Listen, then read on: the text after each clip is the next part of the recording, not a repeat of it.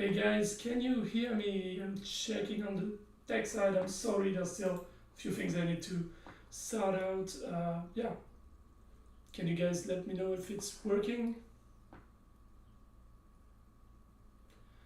Audio seems fine. Okay, on the video side, can you see the battle news screen? As that should be what you're seeing right now.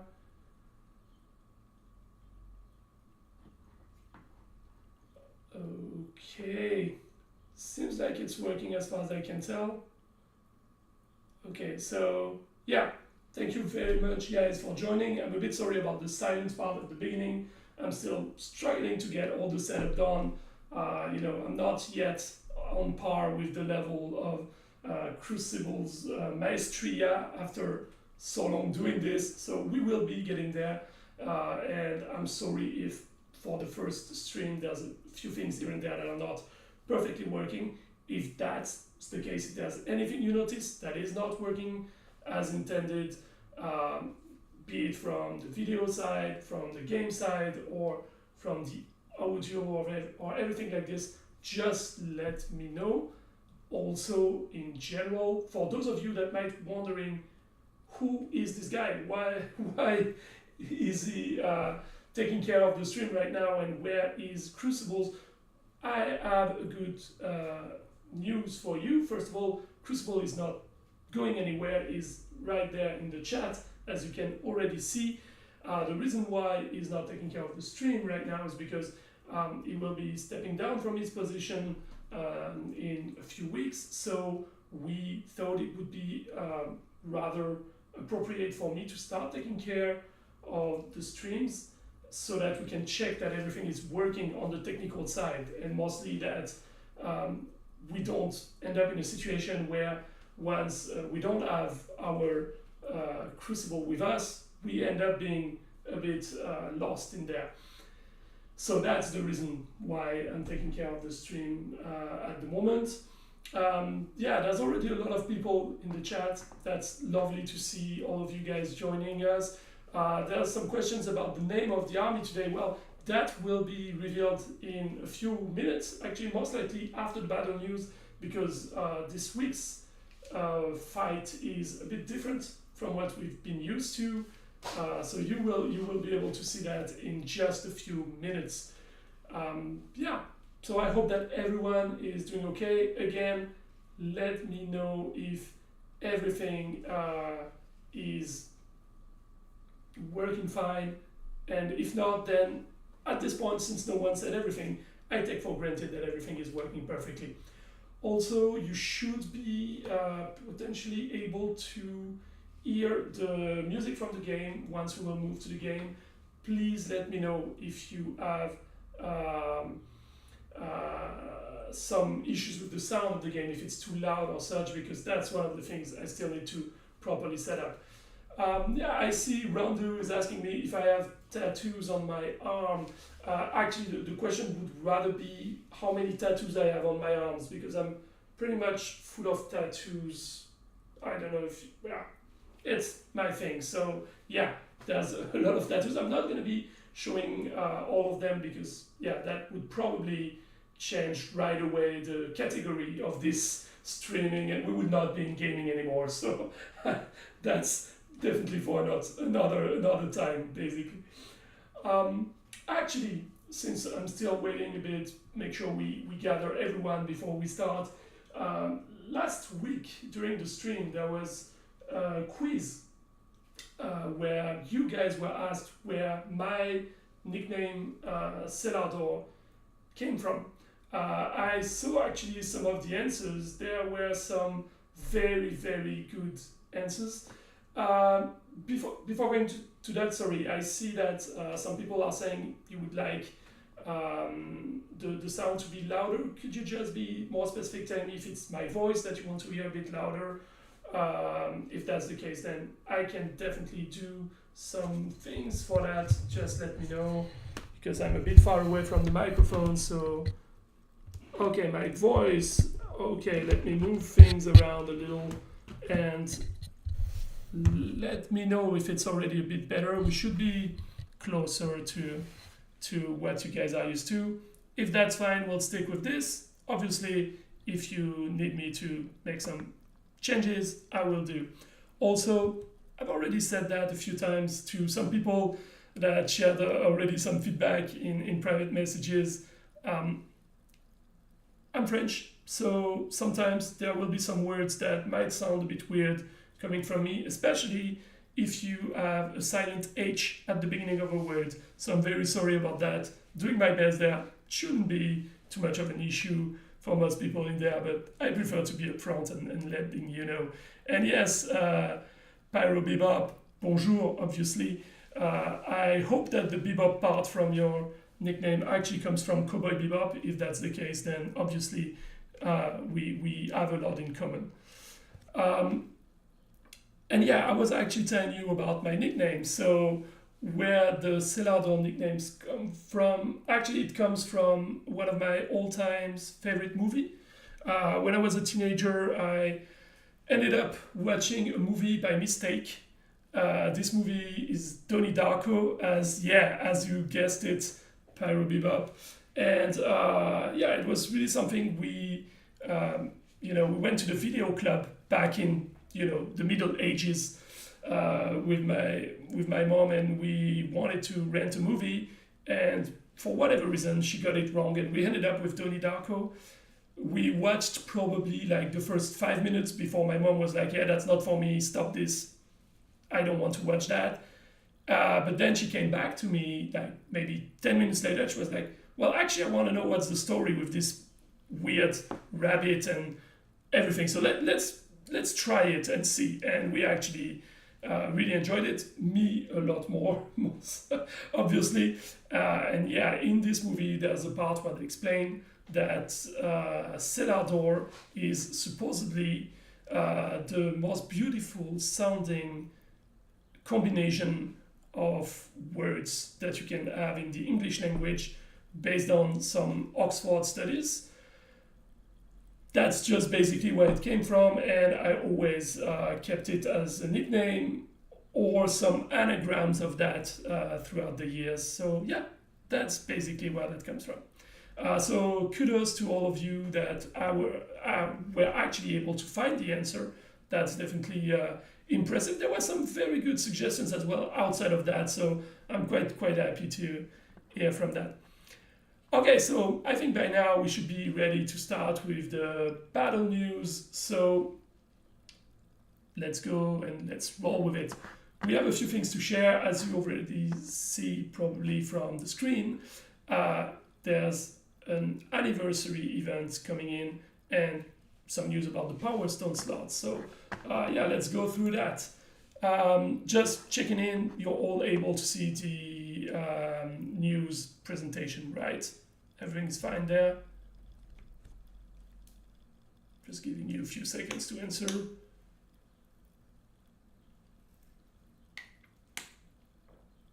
Okay, I take that as a yes. Okay, so basically we will have a new anniversary event for the game. Basically, Battle Legion is going to be celebrating its 3rd year as a globally launched game at the beginning of July, and so we have decided to run a month-long event to celebrate this. This will basically mean that you will get exclusive wagons that will be popping up for you guys to benefit from. Those wagons will be a bit better than what you usually get, so you should have great values from those wagons, but also there will be a free anniversary wagon every 72 hours. So for this entire month, you should be able to celebrate with us, no matter if you're free to play, if you want to put some money in the wagons, or etc. You will be able to benefit from it and celebrate. It will also be marking the return of old skins that a lot of players have been asking to come back for a super long time. And they won't be free, or they won't be available for gems. They will be available for Eternite. So you will be able to basically use your Eternite to try to grab some of the old skins that you were looking for. I cannot guarantee yet if literally every skin that you would like, every exclusive ones from the past will be in there. We're trying to pack in as many as we can. And the idea is that this should become some sort of a tradition so that there's still interest, obviously, in getting exclusive skins when they're released, but also that you have a way from time to time to get those back. Also, there will be a community milestone, at least once, probably a few more, which will grant you an exclusive title for basically participating in this anniversary. The way that this will work is pretty much that you will be opening wagons collectively as a community, and every time you're opening wagons, you are collecting points. Those points are adding up as a community, and the community as a whole will end up with a grand total that will unlock rewards as we are going into the month, as you reach some key milestones, pretty much like you've seen with the reactivation campaign a few weeks back. So that will be pretty similar to this. So yeah, I hope that you guys are excited about this. It's nothing super fancy or super crazy. It's just a way for all of us to celebrate together, because we believe that this is an important moment in the story of the game, and that should be something we will come back to every year, pretty much. Okay, outside of the anniversary events, big news. It's obviously the 4th Power Stone slot. So I want to explain a bit more what's going on here. Long story short, oh yeah, you're right, actually, Christian, it seems like the chat screen is frozen. I will try to see if I have a way to correct that in a second. Yeah, in the meantime, the 4th Power Stone slot, the idea mostly is to make sure that there's a reason to actually level your units to level 150 and get a feeling of completion when you do it, because right now you're unlocking your 3rd Power Stone slot, shortening it. Let's call it Power Slot, it's faster, right? But yeah, you basically have nothing to do from there on. You can obviously keep on upgrading your units, it's getting better and better, but there's no real incentive to do so. So one of the reasons for this is because you don't have any reasons to necessarily do so, except if your opponents start to level up. So what we spotted on the data side is that not a lot of people are pushing to keep upgrading their units, because at a certain point, pretty much everyone kind of agrees of like, yeah, we don't have any reasons to go further, so no need to. And one of the way we wanted to address that and keep something in the game that keeps people going for it is by unlocking a new Power Stone slot. And also because this will allow us to rebalance things, especially for the end game, as we call that in the industry. Basically for players that have been there for a very long time. As you know, artifacts are super powerful, and we want to address that, but in order to address that, we need to make sure we have ways to balance all the elements of the game. So a bit of the units, Power Stones, artifacts, they're all part of a big balancing, and that's why we wanted to introduce this 4th Power Stone slot, which will come pretty much in the very coming days or next week. So that will come very, very fast. I see some questions asking, why we don't go for other options, like for example, making the scaling better at higher levels. That is something we want to do. We definitely want to do that. The only thing is that it is going to take a lot more time, because changes to the scaling can have a way bigger impact if they're not balanced extremely carefully. And also we have to, on the technical side, rethink how it was implemented, which is not the same with the Power Stone slot, because technically the all the technology behind this feature is already there. So that was pretty much the thought behind this. And the idea was also that on some level that should be helping people that are not yet able to get to the top game of the artifacts. We know it's not necessarily going to be that simple, but it should be helping out at least a little bit. So that's basically the way we are basically going forward with this release. But I also wanted to share with you what's coming after that. Some more news coming. New journey levels, we already discussed about that last time, and we also announced it already in our announcement. New journey levels are coming. They will be coming rather soon. So we are looking at, a release this summer. And it's just something that you guys all wanted for a while. So we are quite happy to have it. I'm trying to fix the chat situation. To be honest, I don't really know what is going on in here and why it is not updating anymore. Let me see if this is... I don't really see any reasons why it's not updating. When I switch to the game, we will see if it is working, since we are almost done with the game section, the game news section. If by the time we move to the game it's not fixed, then obviously I will take some more minutes and trying to find the solution for that in particular. New journey levels, that's also something you were already aware of, but I can tell you that our goal is to have that going on ideally already during the summer. Rebalancing of the artifacts, as I mentioned earlier, that's something we are very cautious with, but also we know how important it is to either rebalance some of them that are a bit too overpowered, or just rebalance the system in itself so that it has a slightly lower impact than it currently has.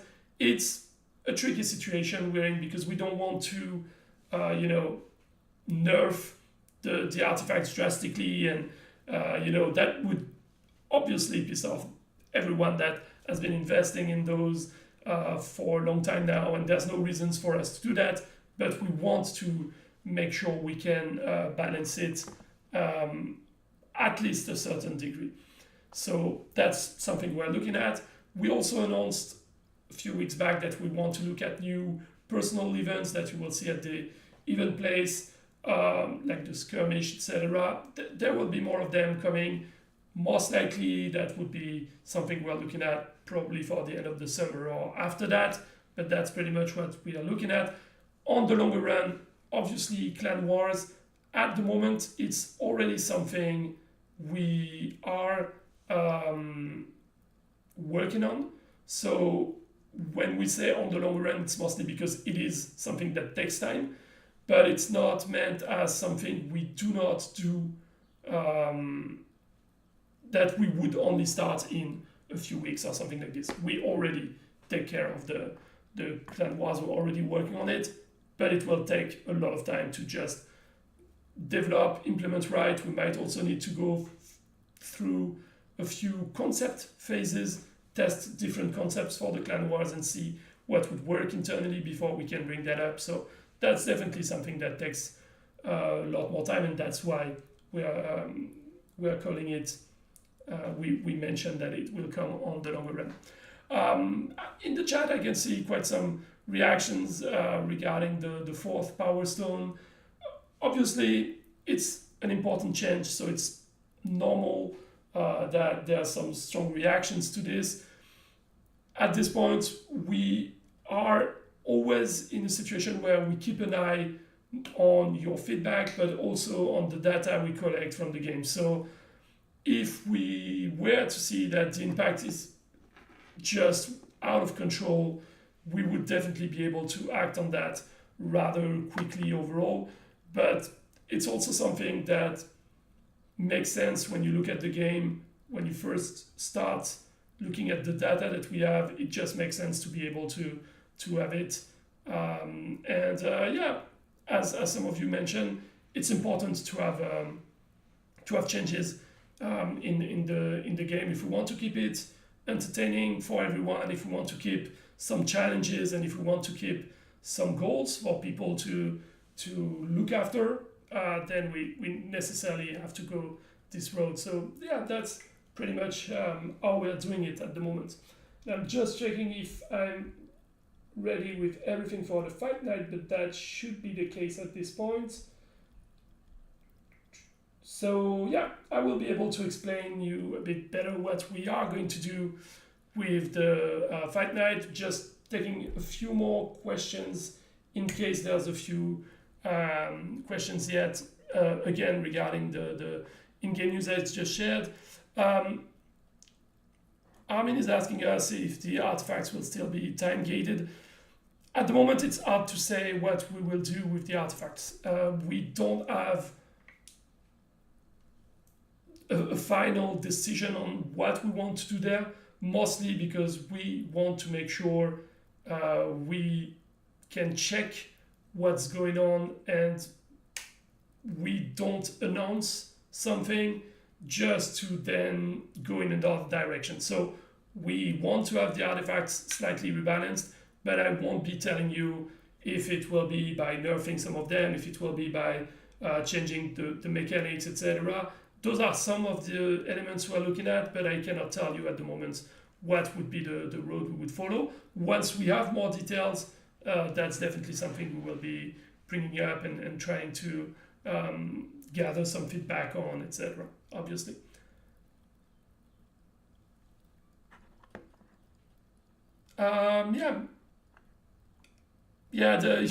I see some prediction for a high win ratio.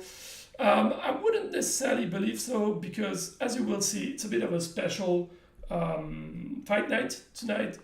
The idea was pretty much that you all know I'm a noob, right? I'm not trying to pretend I'm not.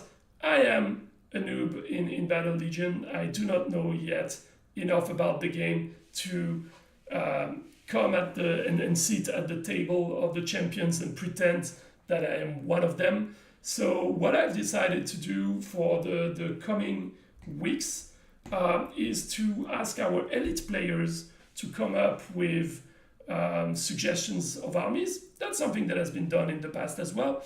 But what we just changed a little is that we made it a bit more of a challenge for them.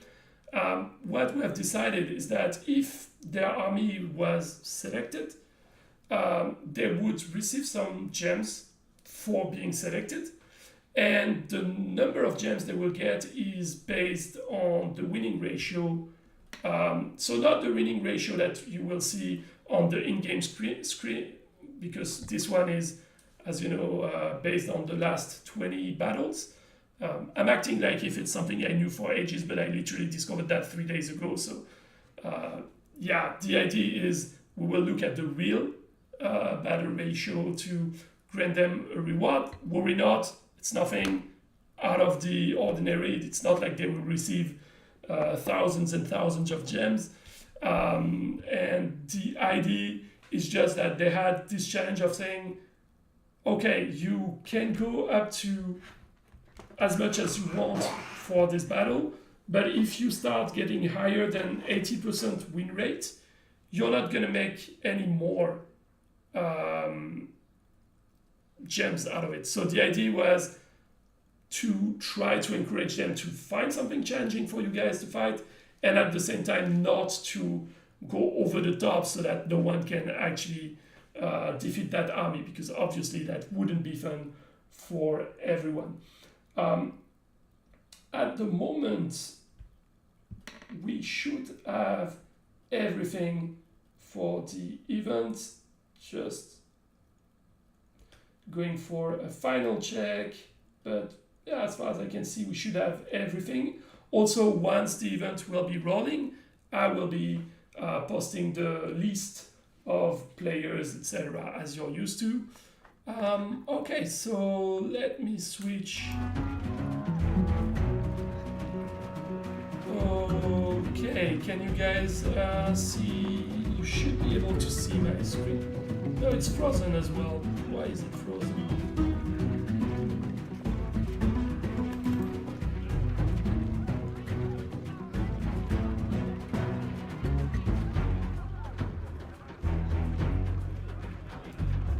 Okay, so okay, you need me to yeah, I will turn down the volume of the game.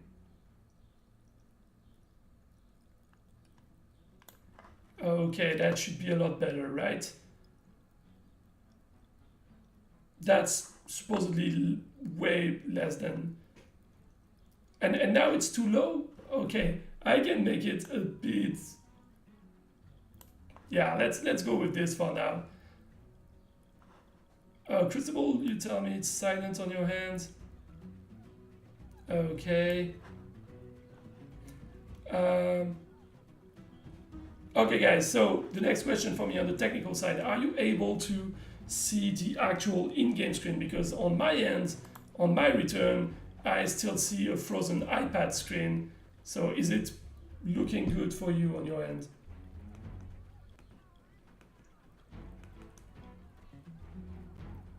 It's frozen. Okay, let's check.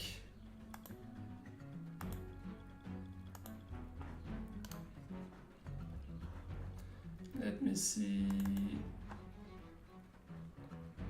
Okay. Okay, so what I'm gonna try is this. We're gonna stop copying the game and we will restart and see if that brings it back.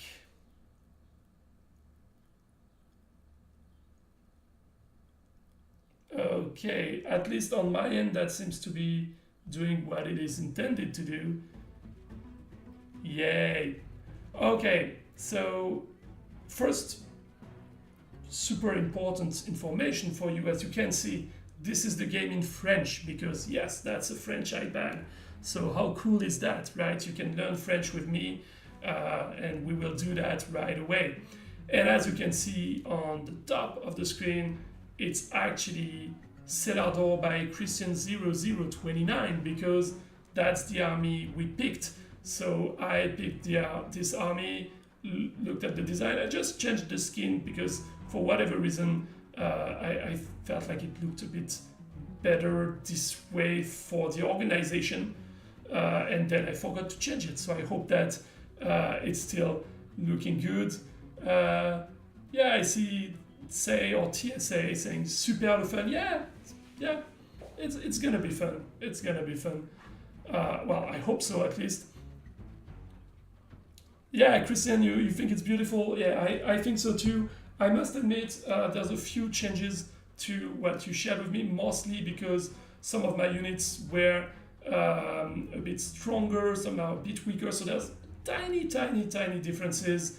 I decided not to bump the ones that were weaker because a few of them were a bit stronger as well. And when I tried it out, it seemed pretty powerful, so I hope that it's not going to be a case where it actually one-shots everyone, because that wouldn't be ideal. But yeah. Okay, so the event is live on my end. So now is the big reveal for me. It's time to know if all the technical setup I've been basically kidding me with in 2 days is actually going to work out or not. So yeah, if you guys have some drum rolls for me, let's see if that is working. Yes, it seems like it based on what I see. Yeah, we're following the order. So that's MichelPL, that is #1 in this fight.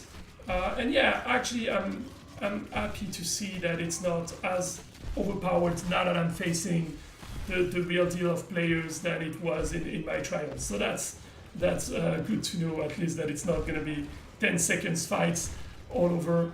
And yeah, good luck everyone, as Aven mentioned.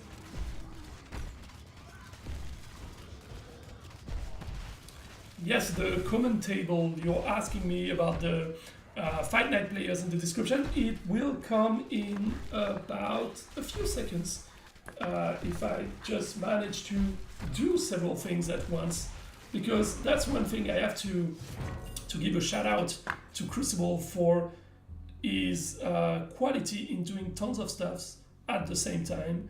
I think, you know, my brain is not yet fully built for that. We are often talking, oh, I didn't, come on. That's the noob mistake, not having the auto spin on this. Come on. So yeah. Yeah, but I mean, that happens to everyone to lose at times. It's perfectly fine. And yeah, as I was saying, kudos to Crucible for being able to split his brain into multiple things at once so easily. That's something I always struggle a bit with. I've been playing music since I was a teenager, and I've always been fascinated with drummers for that very reason, that drummers have this thing that they're able to completely split their brain into different parts, and that always impresses me a lot. Oh yeah, Kim, you're telling us there will be some draws. Well, let's see about that, because it's not something I'm too used to. Okay, we go there directly with the offers. Oh, come on, 2 in a row?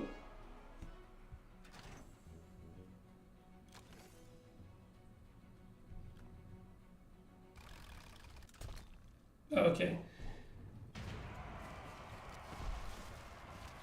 I'm just surprised that I got those two those two elements in a row. I never had those twice like this. I didn't expect that. So yeah, as I'm going to copy over the list of players that you guys want, I just want to also take the time to talk to you about something that is happening today in my very own country, because you might not be aware, not familiar with that. So that's a way for me as well to tell you a little story that might be interesting. Today is a bit of a special day here in France, because today is what we called the Day of Music, which means that legally everyone that wants to go outside and play music in the street, pretty much wherever they want, as long as they're not disrespecting anyone or causing any trouble, they can do that. And this is very unusual for France, because we would usually not allow you to play music in the street, at least not that easily, not as much as what we're doing right now. But that is what happens on this day. So it's a very special and very interesting day in France. Usually, I would say it's also a lot of amateur people that are playing, and it's super nice because there's not necessarily a lot of opportunities when you're just playing music on your own, or you have a small band, or you're DJing or whatever, and you don't have the opportunity to go big or do something professionally. Having the opportunity to at least know that once a year, no matter your level, no matter how good you are, etc., you will have this opportunity to share this with some people. It's always nice. The one thing I would say though is that sometimes you end up with people that just started playing music a few days ago, and I must admit, in those cases, it can be a bit particular. But in general, I personally like this event quite a fair bit. And for those of you that might be wondering why is it taking me so long to just copy these nicknames, the reason is fairly simple. It's that for whatever reason, I couldn't do it directly on the computer that I'm using for the stream. I have to do it on a separate device, which means that pretty much I have to send that to basically a document where I am copying things over. So it just takes a bit more time, but we are almost done now.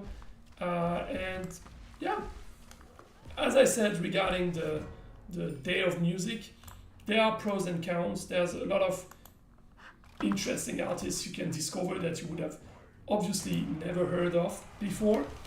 But there are also some, well, I would say less nice aspects to this. For me, it's mostly the fact that you end up playing with people that sometimes have no interest at all in music and are just there, you know, they're just out there in the streets because they want to, you know, have a drink with their friends, etc. And obviously, if you play music in front of an audience that doesn't care, it's not necessarily nice. It's also usually a day where you have a lot of people that just go pass by, so you know, they watch you play for 30 seconds, then move on. So that can be a bit of a problem. But yeah, overall, that's quite a nice celebration. And I know that they're doing it now as well in Berlin and in some other big European cities. So yeah, maybe one day it will come near you. In the meantime, if you refresh the YouTube live, you should be able now to see the list of players. As far as I know, that should be it. Also, please note that there's a few accounts that didn't make the cut, as far as I'm aware, because there's a few that were doubles. So some of you basically entered twice. So obviously you're not going to be in the event twice, but yeah, I guess you probably expected that to happen anyway. And yeah, so far it's quite interesting. On my side, I'm trying still to get a full grasp on everything that happens with this game at the high level, because I'm not there yet. And it's quite interesting to see. One thing I love so far with Battle Legion, let's put it this way, is that the placement of your units, even if you're using the exact same combination, the placement can have such a strong importance. And I think that this is something pretty rare. At least I've never seen that to this degree in mobile games. Usually you have a bit of you have a bit of importance in where you place your units, but a lot of games that I've seen with concepts kind of close to it would use grids or something like this, where pretty much you don't have that much choices where you put your units. When on the other hand, Battle Legion is really allowing you to fine-tune the details, and I've seen, even on my small experience, a lot of battles that I was losing, and just by using the same units but moving them slightly, I was able to get a different outcome, and that's definitely interesting. And Christian, yeah, thank you for the invitation to join your clan. For now, I'm remaining incognito in the game because I'm still learning. So I mostly want to learn like any single one of you would, you know, and not having any special treatment because I'm acting as a CM on the game, or on the other end, not having a different treatment because you don't like the next updates, you know. That's also something that wouldn't work best. So, okay.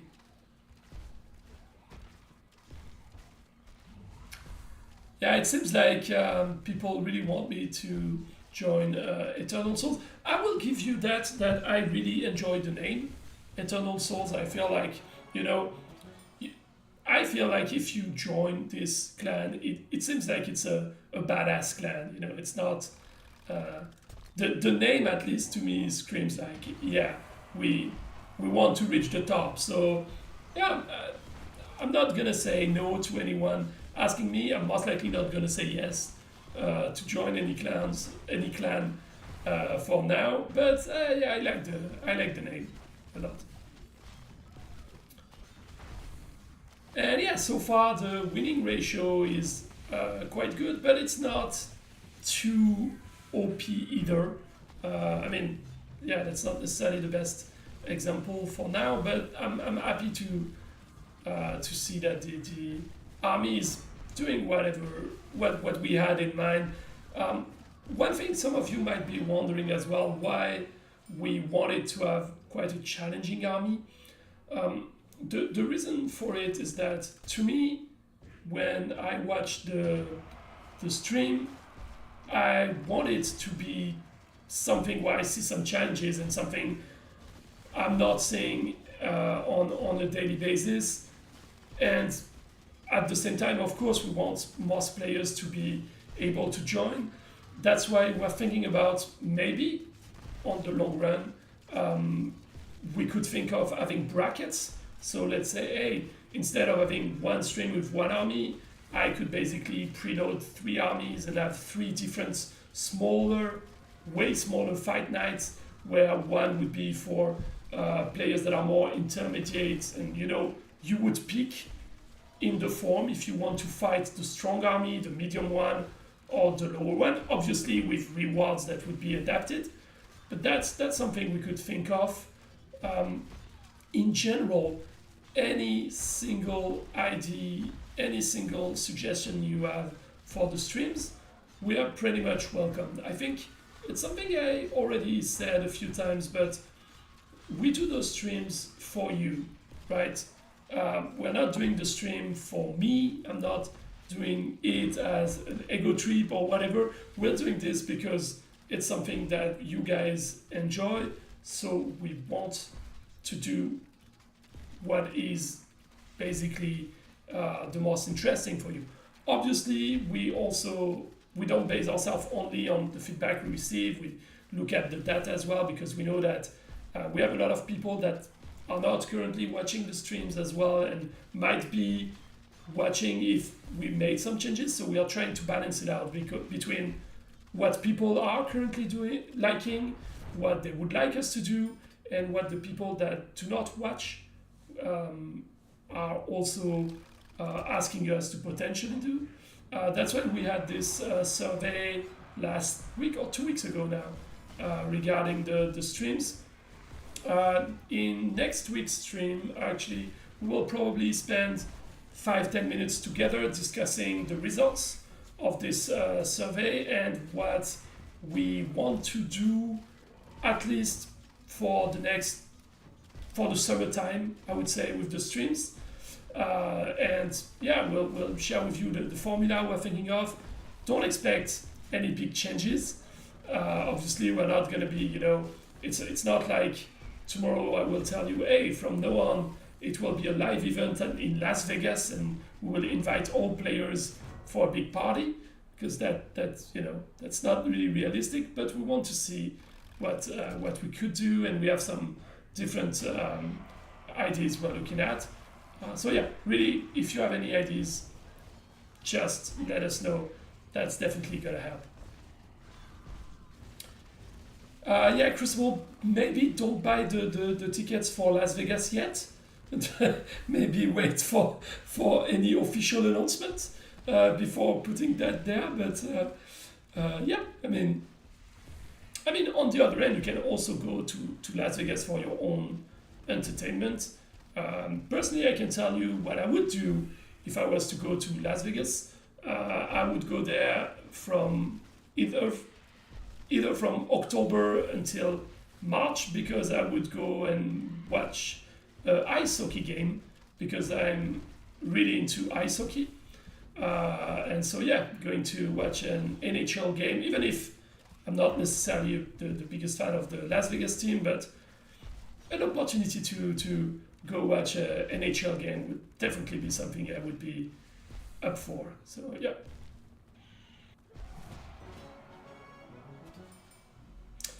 Evan, you are asking us if we're getting changes for the next season. So it depends what you're mentioning. But yes, there will be there's the season changing to 4, as Crucible mentioned, and we will also then have some smaller rebalancing and such happening. The elements I mentioned earlier, so the anniversary event and also the 4th Power Stone slot, that's on top of any of the usual smaller balancing and bug fixing we are doing on a regular basis.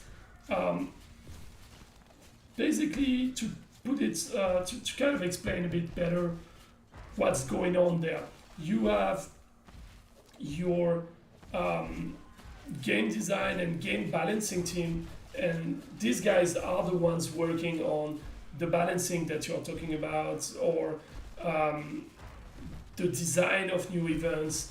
They will be working on all the concepts, they will be working on the new units, they will be working on the new Hera, etc. But that's from really the concept part of it and crunching numbers, pretty much. And then on the other end, you have your dev team. And the dev team is pretty much just there to implement what was decided on the game team side. Of course, they communicate with each other. It's not, separate teams per se.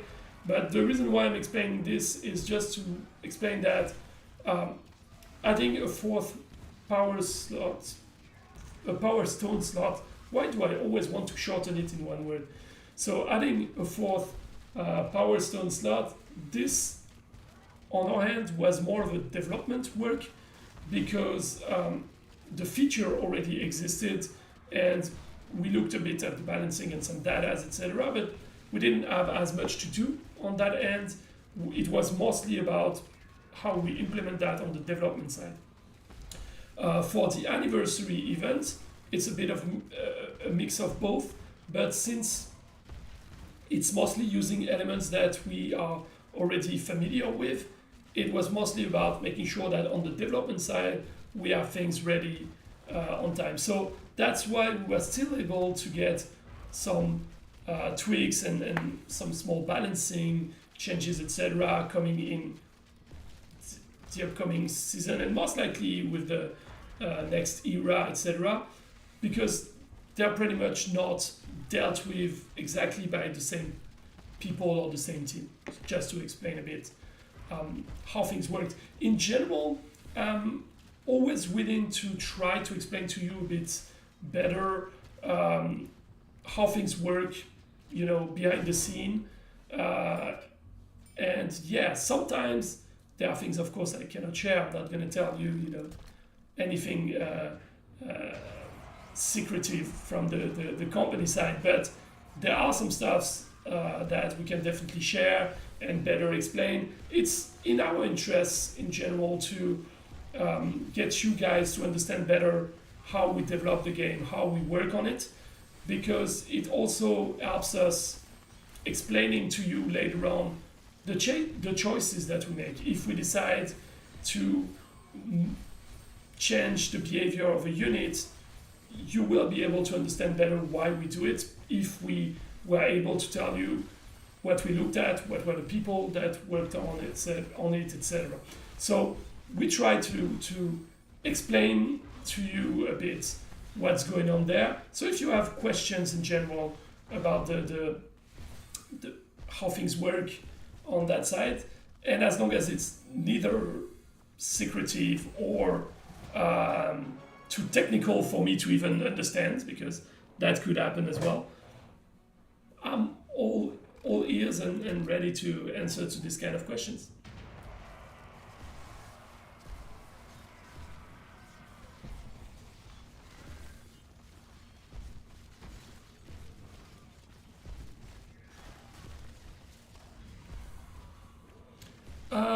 Okay, that's a very good question from Christian. You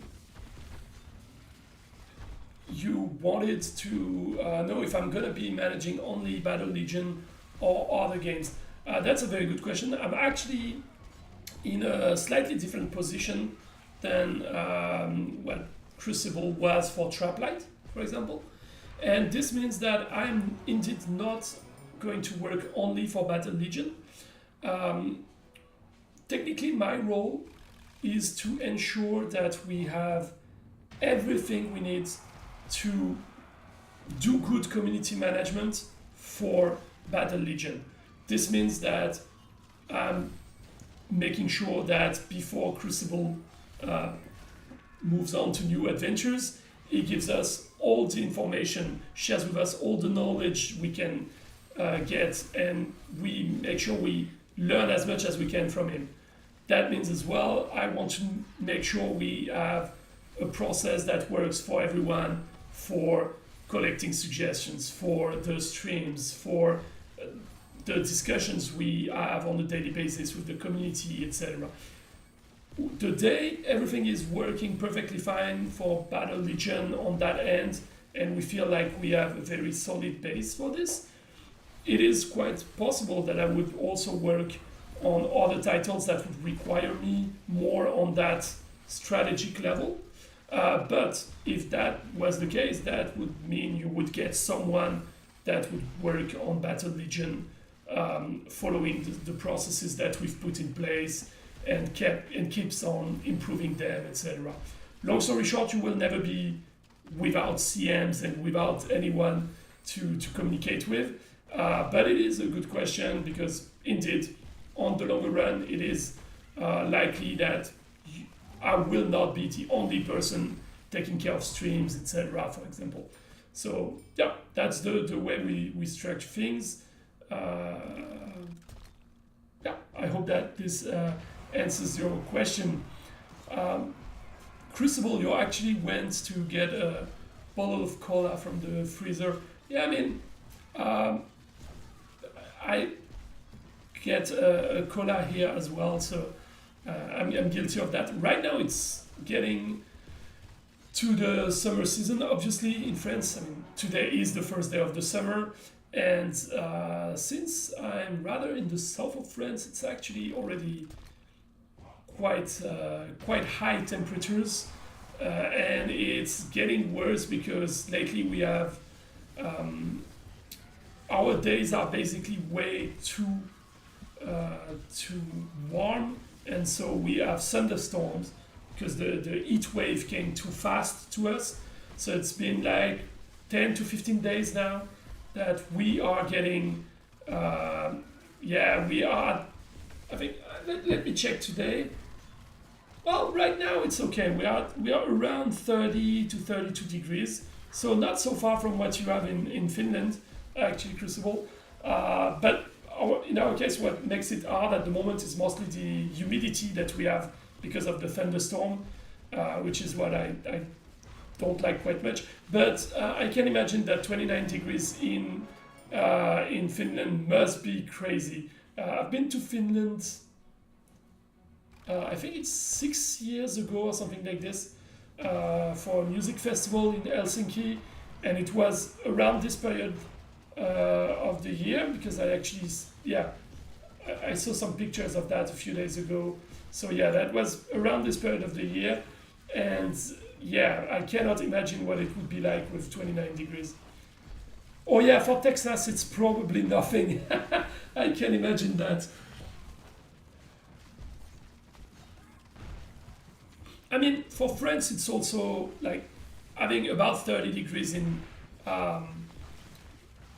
this period of the year is pretty normal. We usually go up to 40, 42 degrees in the peak of the summer, and that's when it gets super tough. Yeah, I mean, I can imagine that it's rather drastic in Texas with the humidity and the 35, 37 degrees. Yeah, that would be crazy for me with humidity. But then I guess Texas is so big that it might also be a bit different from one part of the state to the other, right? Because, hey, oh, here come the Fahrenheit guys. I'm sorry, I have no idea how to convert Fahrenheit. I sometimes have to I'm working with colleagues from all nationalities, and sometimes I forget that not everyone is using the same measure for temperature. And I had a colleague telling me that, yeah, it was around, like 50 degrees where they were, and I was like, oh, okay, that's, it's insanely warm, until they were like, no, it's not, because of course I forgot about the Fahrenheit system. So yeah, subtract 20, then divide by 2. See, that's already too complicated. Yeah, I'm on Team Crucible there. Just use Celsius, That's So actually, maybe you guys can explain this to me, because since I grew up and spent all my life in the Celsius system, I've been told since I was a kid that, hey, the Celsius system, it's pretty obvious. It's 0 degree when water is freezing, 100 degree water is boiling, and we graduate 100 units in this amount. But for the Fahrenheit system, I don't really know where they came up with the system. Do you guys have any idea what's the logic behind it?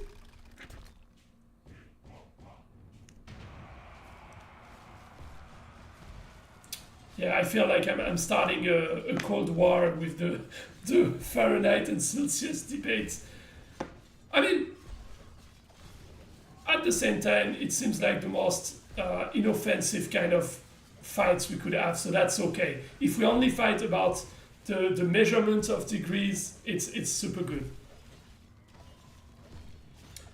Okay, yeah, and Nekrin, you're telling me it's the same logic as the imperial system instead of the metric. Yeah, but I never quite understood the logic of the imperial system there, so yeah, it doesn't really help me.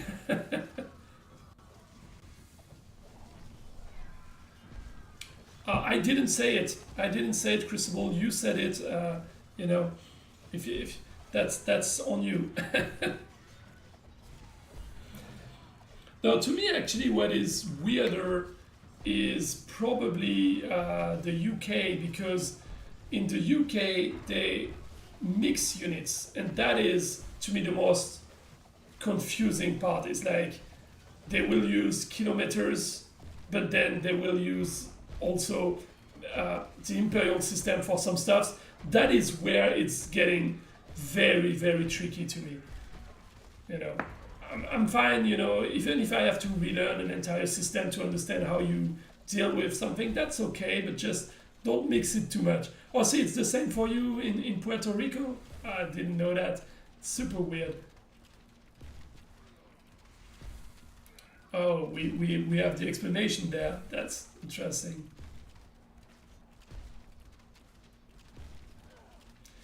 Yeah, so see, the thing about switching and the bankruptcy that might come from it, I don't really know if that is really a thing or if it's a tiny bit more made up, because to me, okay, so disclaimer, I'm not 20 years old anymore, and I haven't been for a while.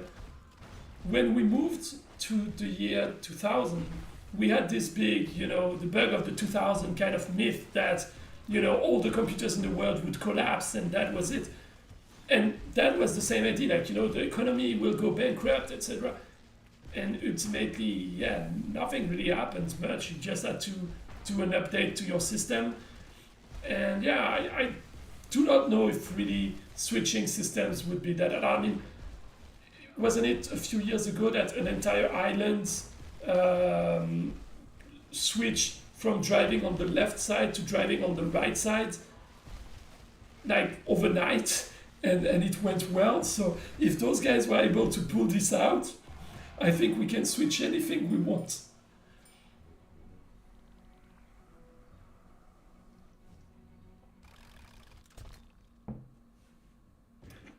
Okay, so I'm just gonna check where we are right now.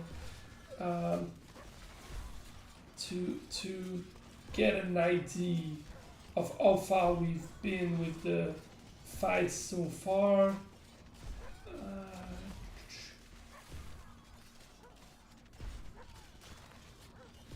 Not very far. Yeah, I expect that. I was not expecting us to go very far. Yeah, 25. Okay. Actually, I also see that we have quite a few nicknames in French. So I will take for granted that all of the nicknames that will be in French, like Bisou, are actually not their usual nickname, and it was just in my honor. That's the way I will take it. But yeah.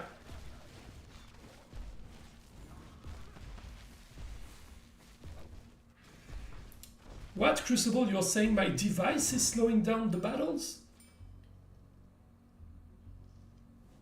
It is the best top of the shelf 2014 iPad you could ever find.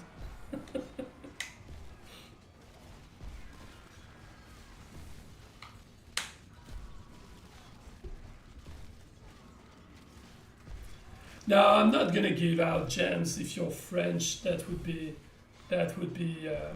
way too easy to get gems.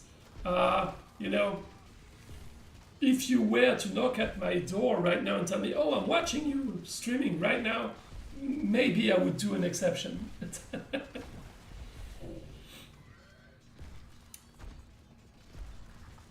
Yeah, Bisou, I think I know that you're French because we already exchanged in private messages, if I'm not mistaken. But I think we did.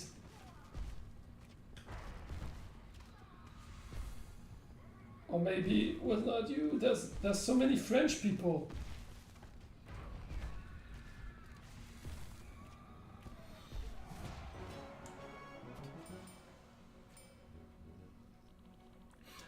Actually, that's a good point, Kim. One of the reasons why I picked this army, I mean, I will be fully honest.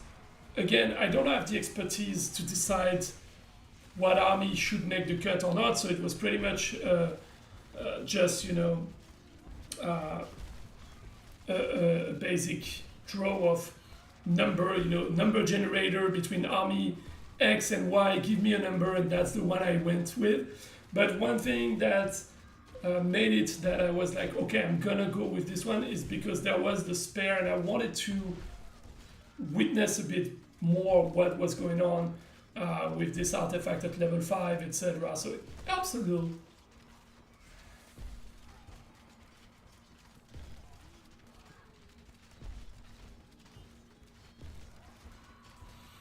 Okay, Crucible. Yeah, the wireless screen sharing is probably impacting indeed. I will look into that going forward. That's a good one. Oh, we had an old we had an original French SalG member that quit Battle Legion 2 years ago. That's okay. Give me a few weeks and we will bring him back. You know, there's not that many people in France. If I move around in the streets with a little you know, piece of board saying, "Hey, I'm looking for someone in Battle Legion," I can probably find them.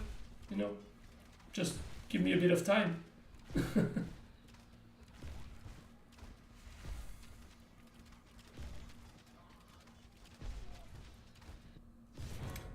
Oh, you're running in the top clan in France. Yeah, but that's the thing. I'm not anywhere near the top right now, you know. I can't compete with the top yet.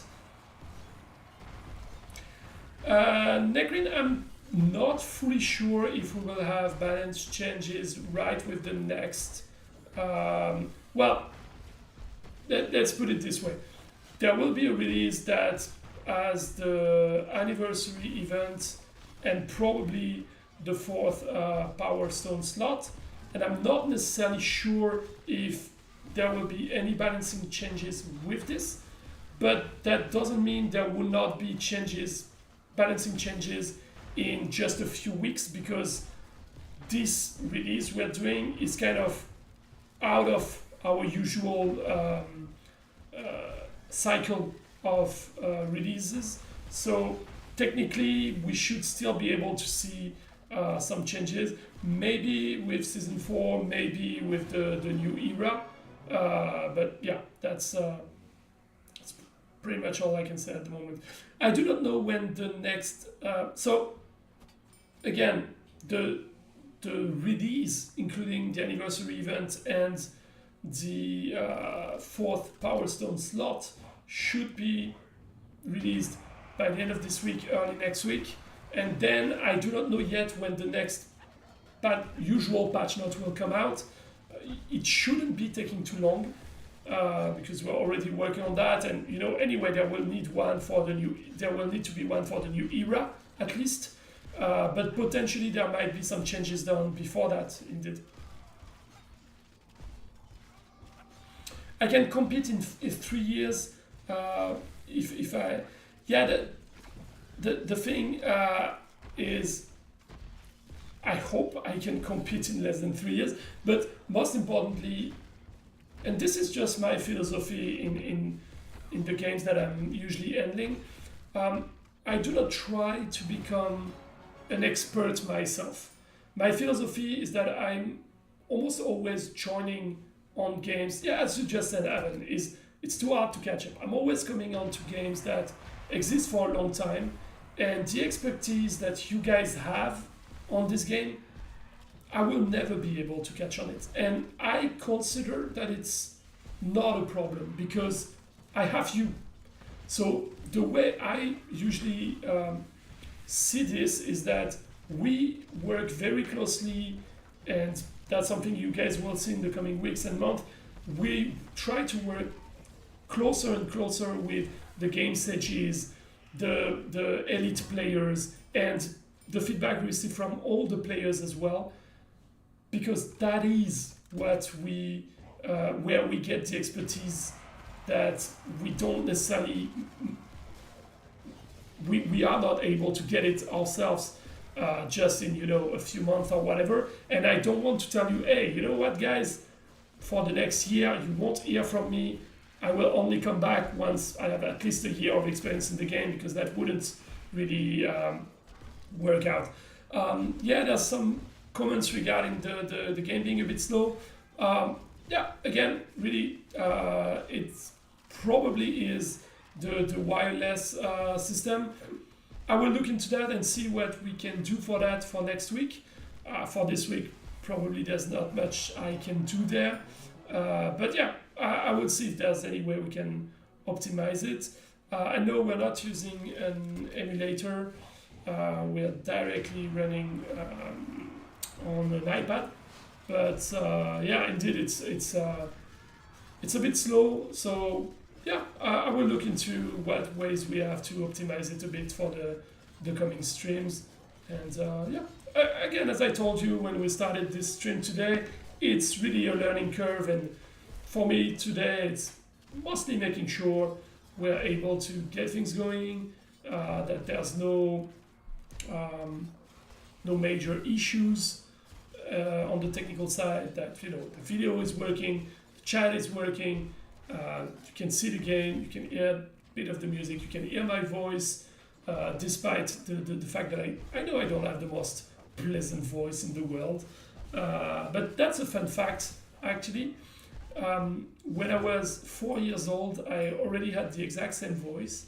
So I have some recordings of me as a little kid singing kiddie songs with this voice, and it's quite hilarious, to be honest. So I'm still trying to get my hands back on those tapes that my mom has somewhere, because there's so many people that want to around me, my friends and stuff, they've never been able to hear those tapes, so I really need to find them back.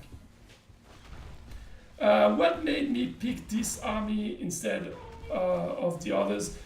As I was saying earlier, in all honesty, there are three things.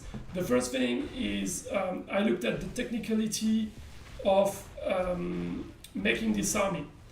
Again, kind of explaining the behind-the-scenes system. I can either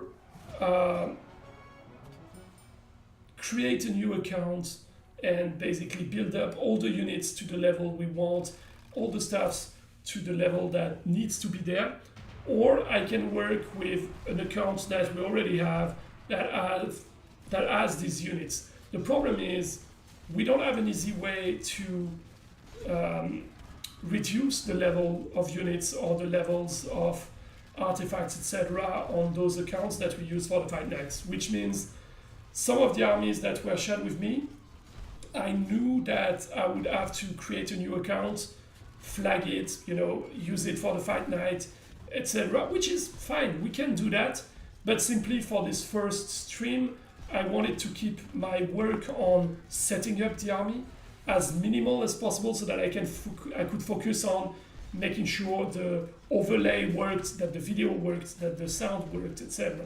So one of the criteria was how simple it is for me to make this army with the account I had at my disposal.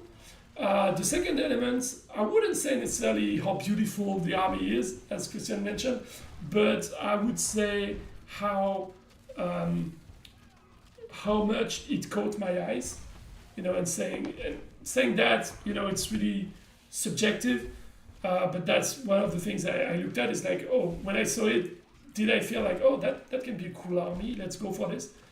And the last element, as I said earlier, actually I picked a few armies that were fitting the requirements I had, and then I basically just used a random picks generator to pick one of them and make sure I was not, doing it too subjectively.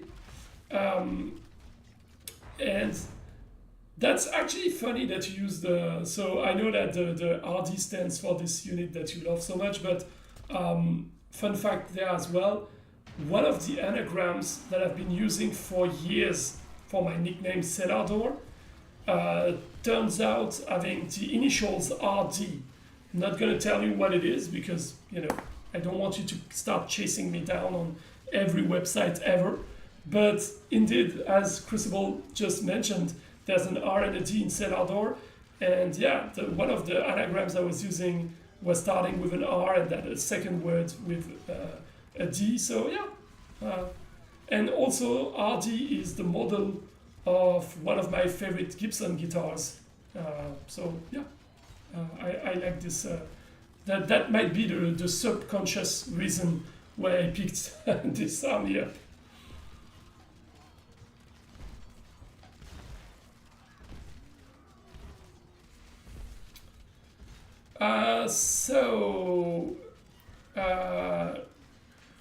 Schalke fan 32.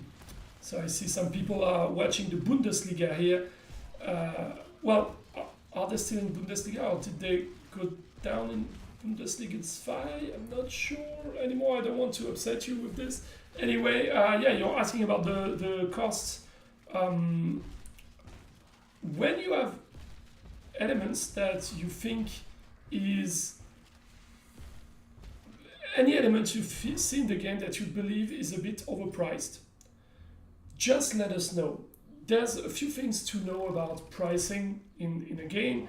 Obviously, we want to have the prices at a price where the most people will go for it.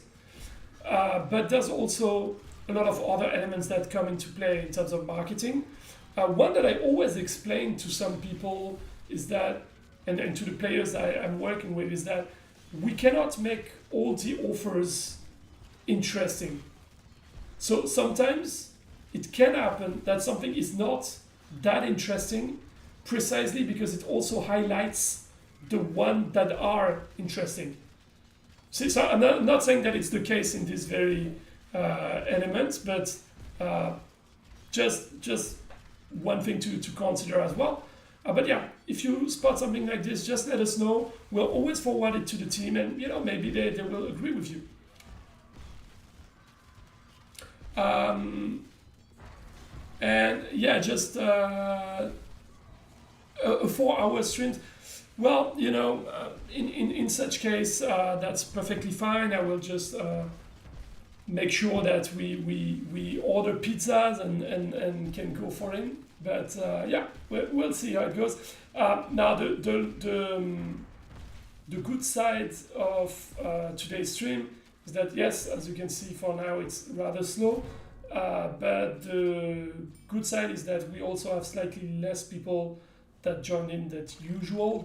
So maybe we will make it less than 5 hours. But yeah, we'll see how it goes.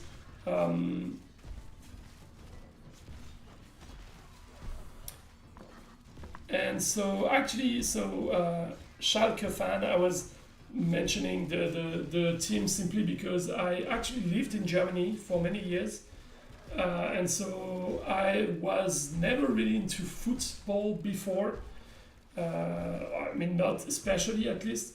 And when I arrived in Germany, I actually enjoyed it a lot more because I kind of liked the way the supporters in general in Germany are rooting for sports in general. There's this thing that I like which doesn't exist in France, is that in Germany, and I know it's the same in England and in some other countries as well, people will go to support their team even if they're in the 3rd or 4th or 5th division. In France, as soon as you're not in the top league, you don't have that many people that care anymore. And I always found it a bit sad. So when I was in Germany, I was happy to see that. And also I lived actually in Hamburg. So that was very, very interesting on that side because you had a very strong rivalry between the two teams in Hamburg.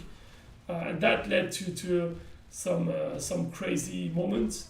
I remember a few years ago when the HSV, so the biggest team in Hamburg, finally went down to the 2nd league for the first time in decades and decades, pretty much since the creation of the 1st league, because they never went down. When they actually went down to that 2nd league, after a few games in the season, the 2nd team of Hamburg, the FC St. Pauli, was actually first on the rankings, and I lived in that neighborhood in St. Pauli, and they actually printed the rankings on tons and tons and tons of stuff, and it was basically blasted everywhere in the city. And it was not that much about the fact that they were first, because it was really the beginning of the season, so it didn't mean anything.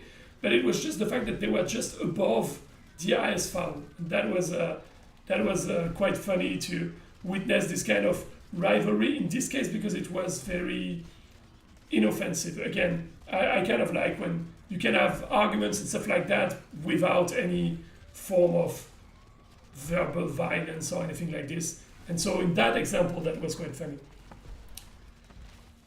Will we get quiz today? So today, most likely not. I did not prepare quizzes for today, but that's something we'll look at for the coming quizzes. What happened to my voice? I don't know. I truly don't know. That's something that probably...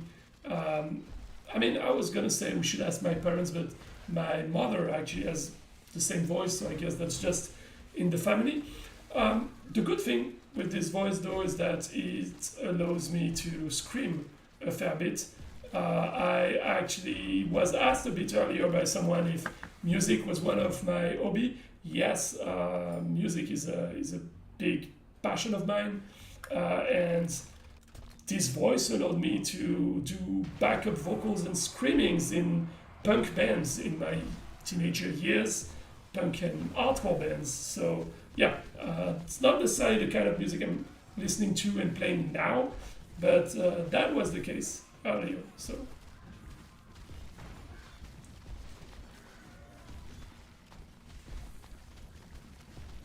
okay, so apparently people believe that this army is too strong, but or are you referring to Christian's army in general, like his own personal?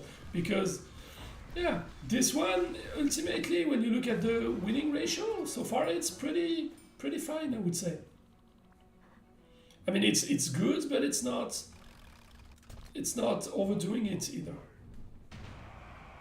Yeah, I know that you're teasing him, but that's okay. Because of the draws, yeah, maybe.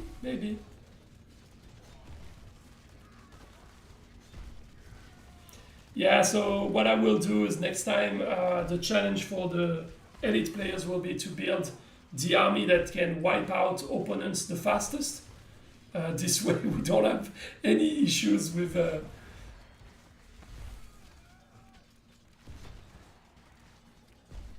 Oh, there's a lot of counter builds being discussed on Discord about it. That's okay, I mean...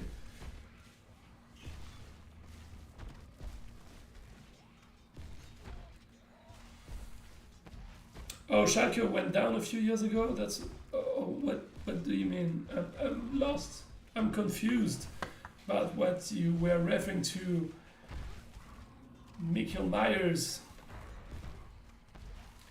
Oh, play some of my music. No, I cannot do that because, first of all, I'm fine with sharing some information about myself, but I try to keep my own secret garden, you know. And also, most importantly, we don't necessarily have an insane amount of people that are watching the stream. If I start putting my music on, this number will probably go down. So I don't have a lot of interest in doing this.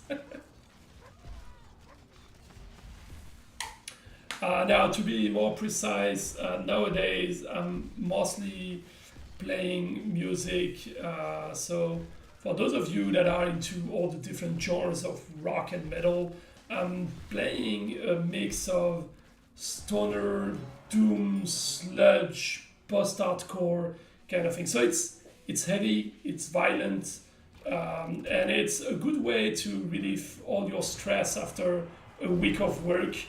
With my band, we usually rehearse on Friday evenings, so that's actually really a good way to let all the energy that you stacked up for the entire week, let everything out, play on super heavy amps that are way too loud, and yeah.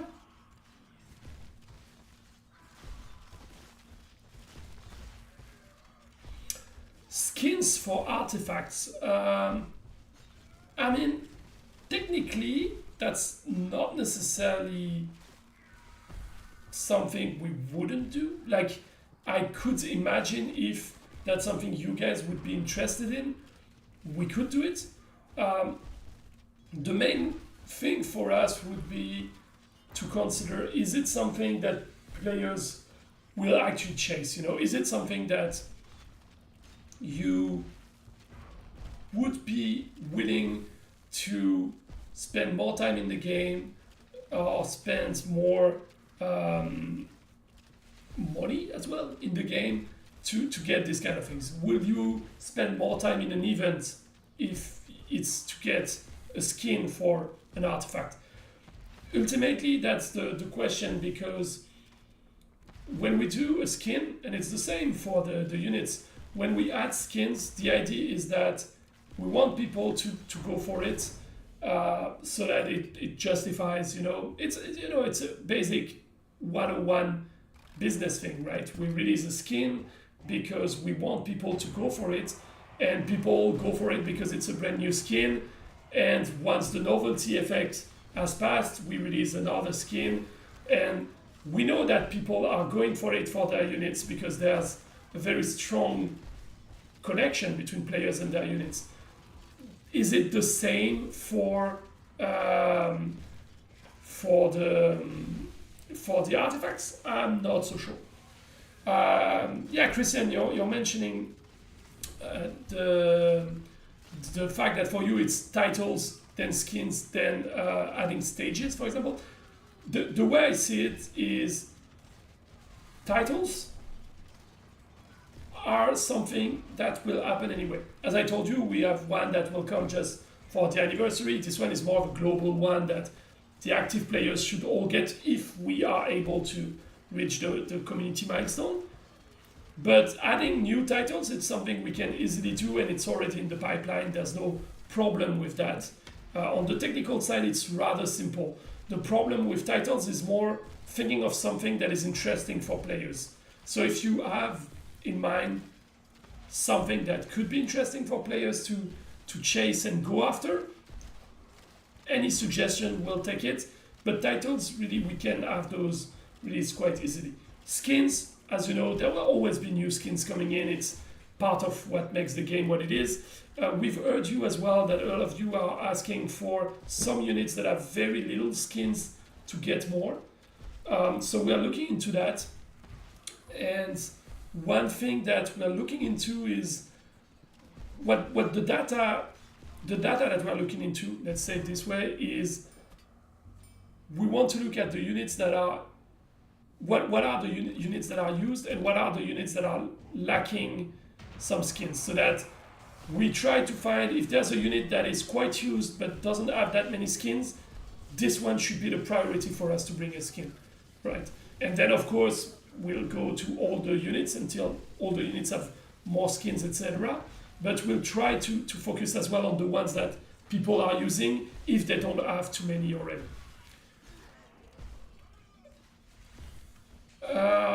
Yeah, you used to have one skin or two and a portrait with each battle pass.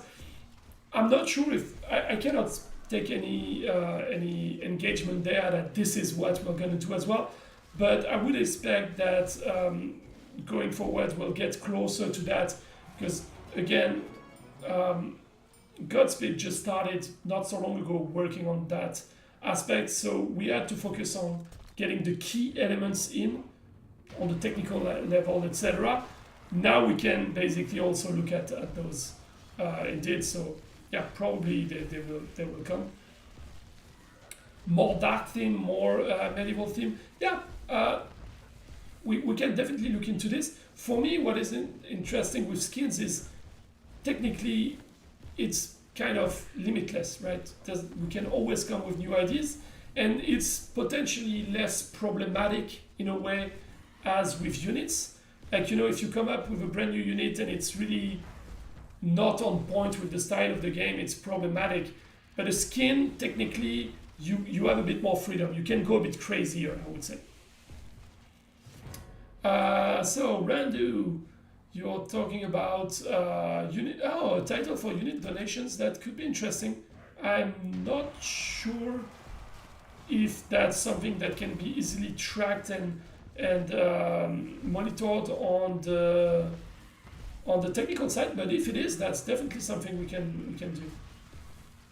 Yeah, we can look into that indeed. And again, that's exactly what I was thinking about regarding titles. Like any ideas of this sort that you have, just let us know, and we'll try to see if we can include some of them. Especially for titles, it's rather easy. Yeah, there's a unit counter. But the unit counter, so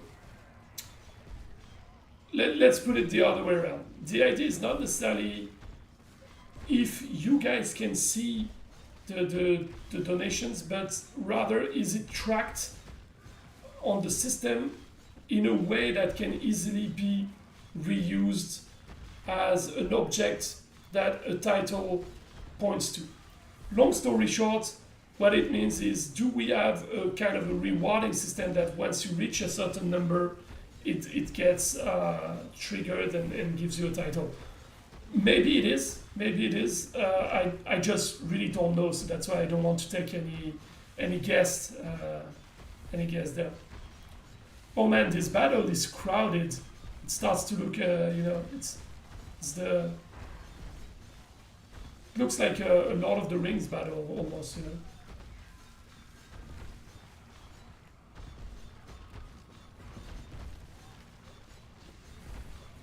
You'd like to see how much experience you have when you finish the season pass. So you mean once you reach the final point and you keep grinding, as you said, for power stones, etc., you would like to see a number.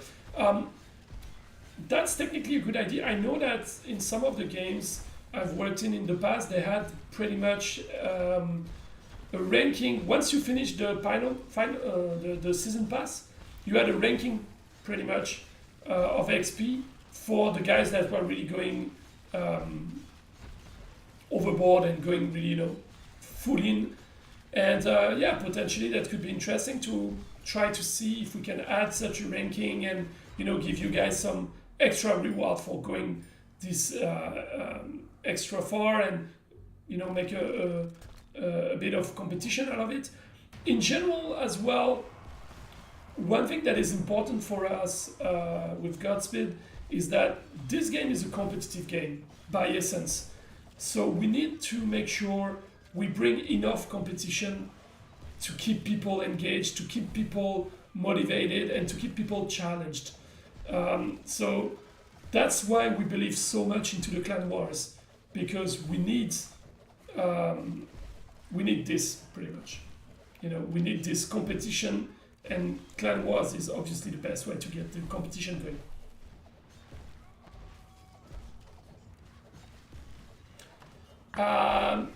Asking the art team for a portrait of your avatar. I'm not sure what type of what's the idea. Like, if you mean that pretty much people would be able to ask to get a portrait based on what they want? Because one thing just for me. Well, for me, I mean, it's not necessarily something I'm after, but something that I was thinking about is more of a community one. So having the community to come up with a design of a portrait that the art team then implements, that's the kind of thing I would love to see. It's something we've done as well in the past on other games, and we love to bring up stuff that you guys design. So why not? Just there's a few ways we can do it, either by just having a contest where we ask people to come up with some concepts of portraits that we could implement, or we could have people answer to questions like, should the character be of this type or this type, this color as a major color or this one, and go from there based on your surveys. I guess for portraits it's not the easiest to go that route, but yeah, we could think about that. Also, we have some Spanish being discussed in the chat. I actually know a bit of Spanish, but really hablo un poquito español, pero hace 15 años desde yeah, that was a long time ago, so that was pretty much all I could say in Spanish, which is a shame because I live not so far away from the Spanish border, so I should know better, and also because I had like 7 years of Spanish in school. But yeah, my brain pretty much forgot a lot of the Spanish when I moved to Germany because I didn't know a word of German. And so I think my brain was like, okay, you need French and English for your work. You're now learning German, so everything Spanish. We push that aside. Yeah. Is it easier to go from French to Spanish or Spanish to French? Well, I mean, it's hard to tell because I never really had to go. I mean, when I'm translating from Spanish to French, when I'm reading an article or something, I do it a little, but I guess if the question is it easier to learn French for someone from Spain or to learn Spanish for someone from France, definitely it's easier for French people because the Spanish language has a lot less weird exceptions. Oh, and I see that my screen is gone for you. Sorry guys, I'm checking that right away.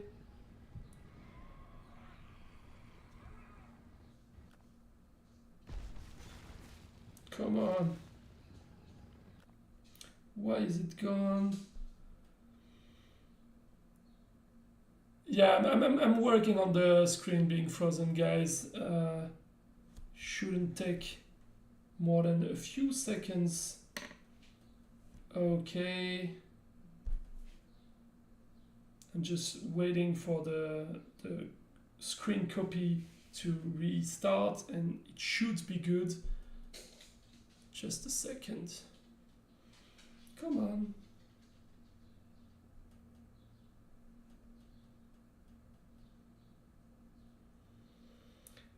Okay, I'm waiting for this to restart. In the meantime, yeah, as I was saying, I believe that it's... Oh yeah, it's back. It is back. We are back. Okay. So yeah, I used this time when everything was frozen to basically try to get my army to win, but that didn't work. Maybe.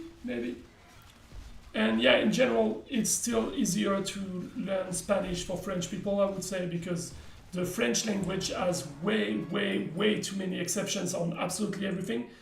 Spanish has quite a few as well, but I believe that most of the general stuff allows you to speak Spanish already more fluently than if you just learn the general rules of French. You will not be able to speak much of French, sadly.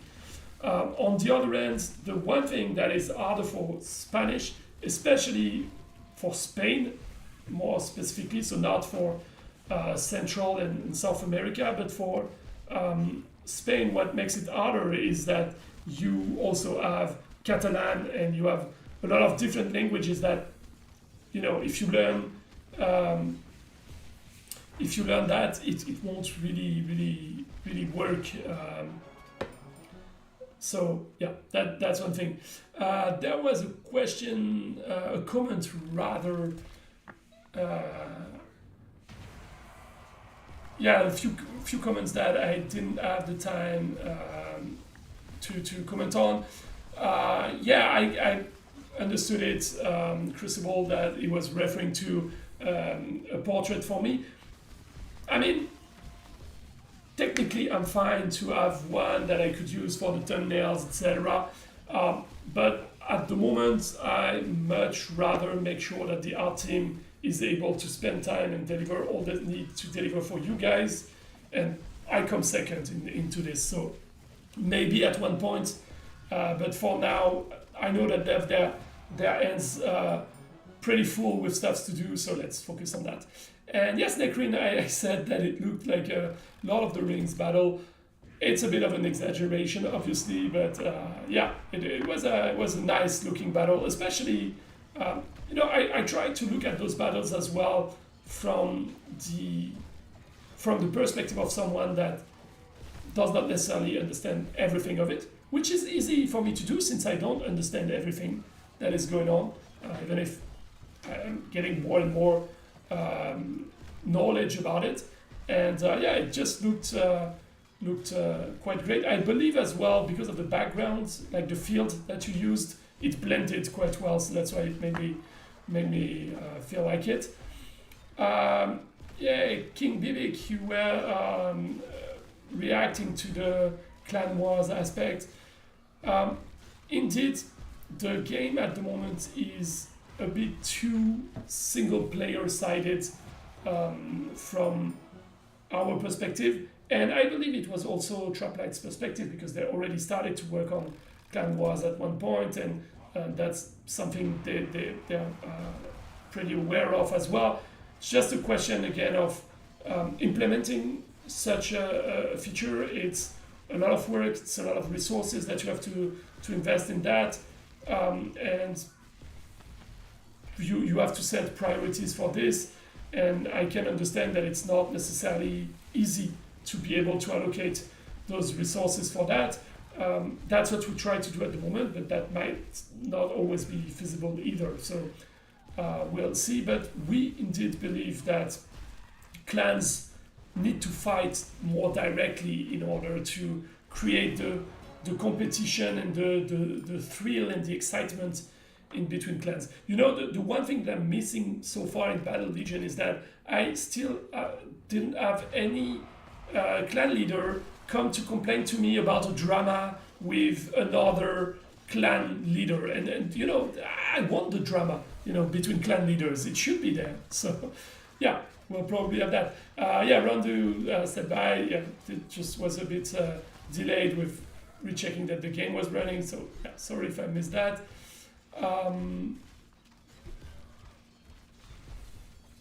You're learning German, Christian. Why? Why? I mean, you can, but why?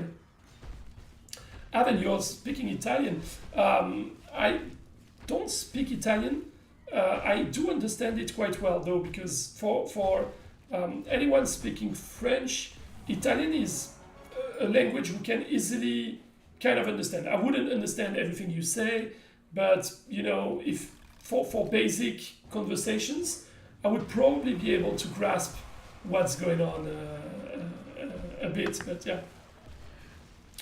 Oh, Radio Geo, yeah, you're going into some troubles if you say that you just need to add A and O's at the end of each word for French to Spanish. It's not totally untrue, but no, it would be quite it's quite an exaggeration to say that. But indeed, it's definitely easier for us to learn Spanish or Italian than it is to learn German, for example. You're learning it because of your passion for World War I and II. Yeah, I mean, it's true that in that context, Germany kind of played a big role in these events.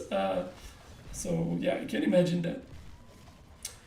Are there any plans to improve clan interaction? Well, there are a few things to this. I would say improving clan interaction is already something that we'll do by just improving the need for clan. You know, making sure that a clan is not just about spending shards, and it's not about just the red bosses. It's about something more. And if you have clan wars or events like this, you are starting to add elements there. Then the door is open for a lot of things. I know that there were some concepts in Traplight regarding clans units, for example. So units that you would upgrade together as a clan and could use in specific modes. So not in the basic ranked PvP, but in the clan wars or specific red bosses and stuff like this. That's an option. But yeah, anything we can do there would help. Evan, you're understanding 70% of French. You know, that's more than most French people would. You know, so that's rather okay. I'm not sure I can. I mean, I'm making this joke because we have a language where there's a lot of variations between regions. I know it's the case in most languages, but there are some languages where it's a bit more present. And yeah, in France, you know, if you take someone from the northeast of the country and someone from the southwest of the country, and you put them together, especially like if you take elders or people that have learned all the regional languages and blended them with French in their daily use, you put those two people together and you ask them to have a discussion, you would be surprised how few they are able to understand of each other. So yeah, understanding 70% of French is already quite good. Okay, so now that everyone is telling me that the battles are a bit slow, I'm scared to watch and see where we stand, because I'm so worried that it will tell me that we need 4 hours more, and that my stomach will start to tell me that this is not acceptable, and that because it's a French stomach, it might go on strike for that. But yeah, I'm worried. I'm not gonna watch. I think I will let the stream guide me, and when it's over, it's over. You know.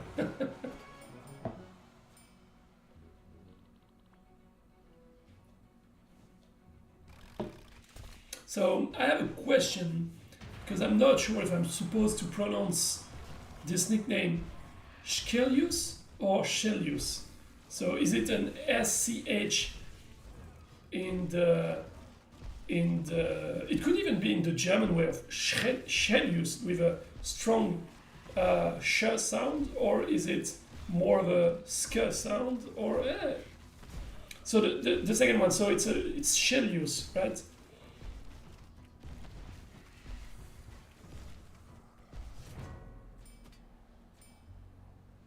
I'm starting to see the defeat logo a bit too much.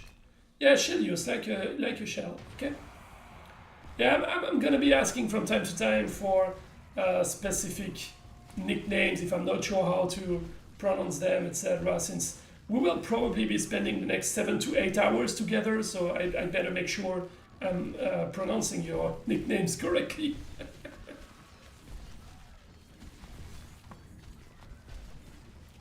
Don't say things like that, Pyro Bebop. I don't want to know. Don't tell me where we stand, how many people before you, or etc. Because, you know, now you're telling, oh, 20 more people before it's me, but I don't know if you are in the middle of the list, or if you're slightly after that, or if you're at the bottom. I have no idea. So maybe you're telling me there's 20 more people before we even reach 30% of the list. I don't know. And that scares me a little.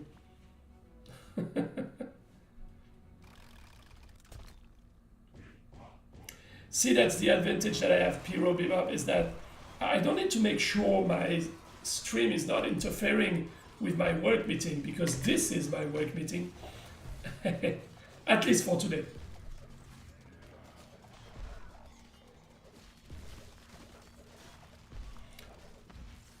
About 1/3 through, from what I can read there. Okay, okay. Not so bad then. Well, still quite slow, but yeah, we'll make it. We'll make it work.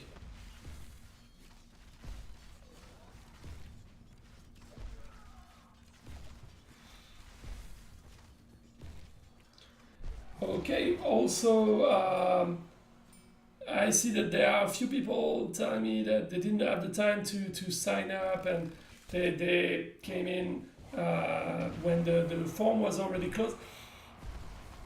Yeah, I'm sorry guys, I had to basically stop getting entries at one point and get things going.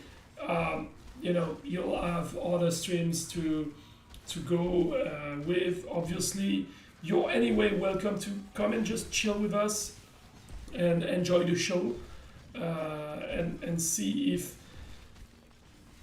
if this army is going to be able to break the record for the longest fight, but I doubt it's going to be the case. But yeah, we can see.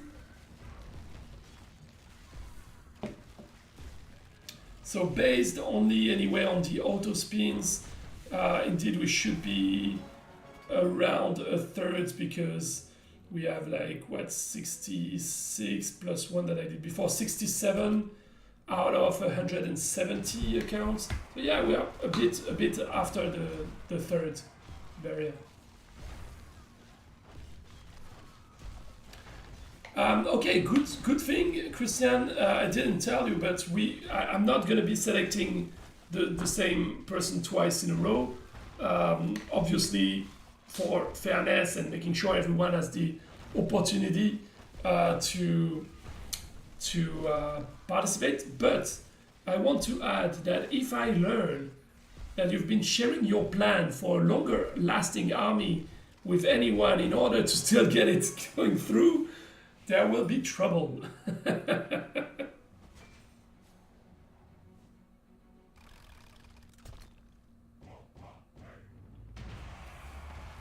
You're cleaning up glitter glue that your daughter got all over the place. Yeah. Yeah, there can be a fight between, between the two of us to know who's gonna be over first.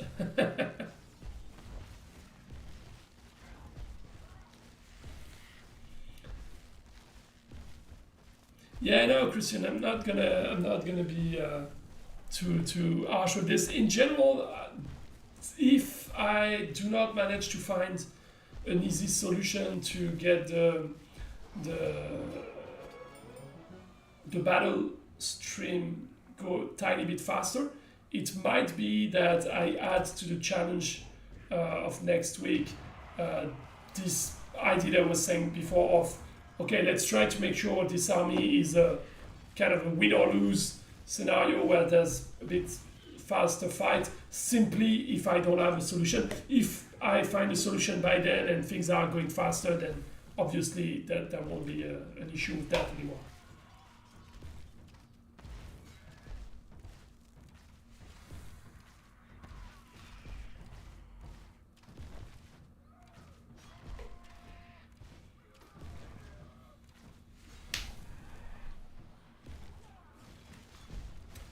Okay guys, so that means we also reach this point where, yeah, we are near the 2 hours, and that means I'm pretty much done with all the stuff I wanted to talk to you about. So now I will pretty much need you guys to tell me what you want to discuss. Is there any topic, anything happening in the game that you want to discuss right now? Any suggestion you have that you want to bring up? Any idea, anything, any question you want to ask? I'm all ears.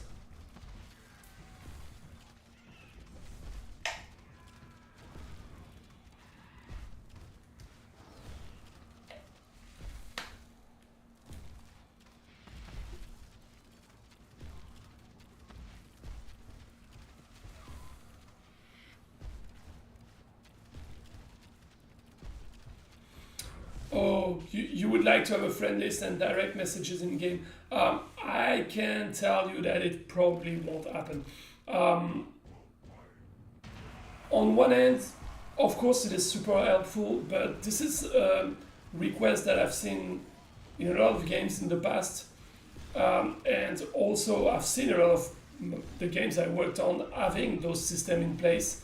The problem is, over the years, it became harder and harder to have a very good working system for messaging in-game. And at the same time, Discord, for example, became so prominent in the gaming industry that at this point, the development time and the resources we would allocate for that would be insanely big. It would make the app a lot heavier, so probably even slower on a lot of devices. And the benefit we would get from it is not that big because most of the people are anyway already so used to go to external platforms that it's probably not going to be really cost effective for us to spend the development time with that. Doesn't mean we would never do it, but to be honest, if we have the choice between bringing clan wars or a new type of event or developing an in-game messaging system, we would probably go for a feature for the game.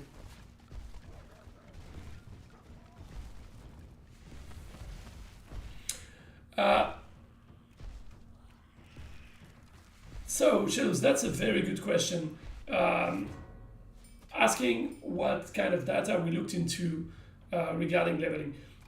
You're pretty correct here. Not many players are anywhere even near the 150 units.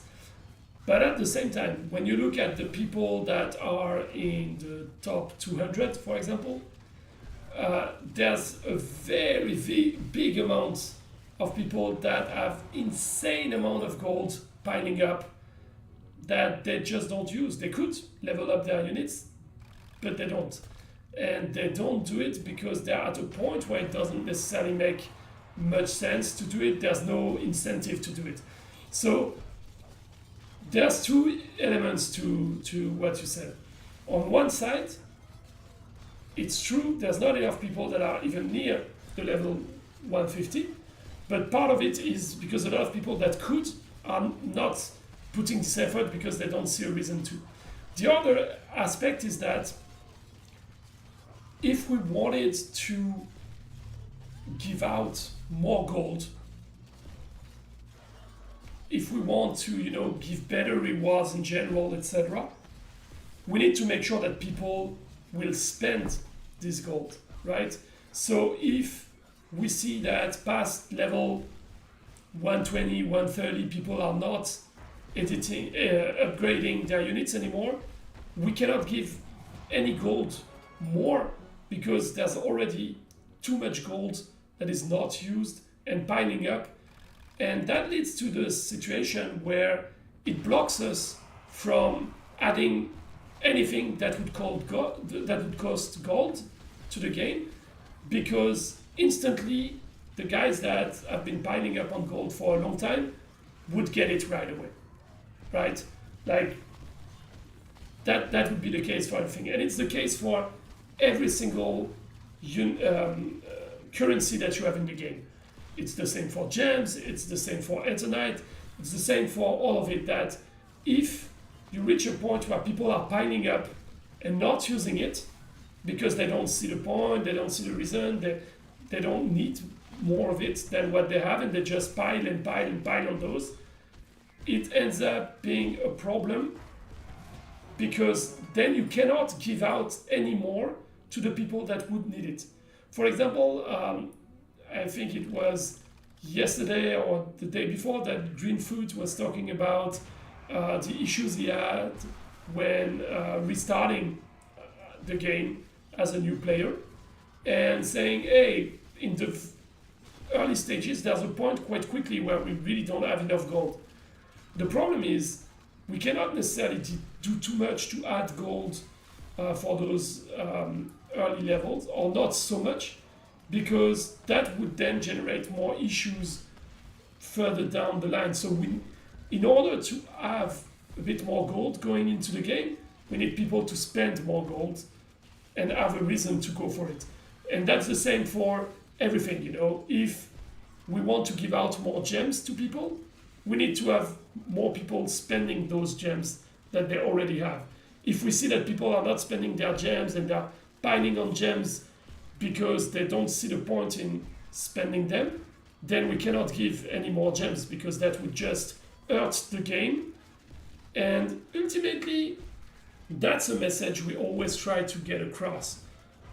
Anything that hurts the game is hurting you, because anything that hurts the economy of the game means we will have less resources to develop features, to implement new ideas, and that means the game will getting boring.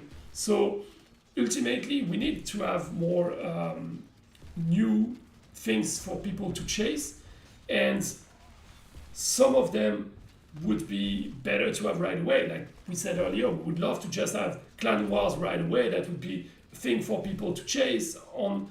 I don't know what would be the frequency of it, if it would be every week, every 2 weeks, every month, I don't know, but there would be something to chase for and to prove that you're the best time after time. But this, we know, is going to be taking a lot of time, so we need to have elements that make sure there's some interest for people at the top to already have something to look at until we are able to release some of the elements that they are looking at. And yeah, I know that, for example, there's some issues with the league system, and that we have tons and tons and tons of people that are stuck in the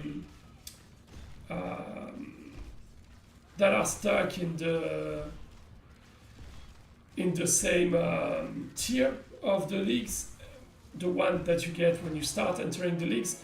That's also something we want to address, but for this I just don't know what would be a better fitting system, so that will be something we'll have to look into on the longer run. If it's adding more leagues, if it's changing slightly how you progress through the leagues, that's something we need to look into as well.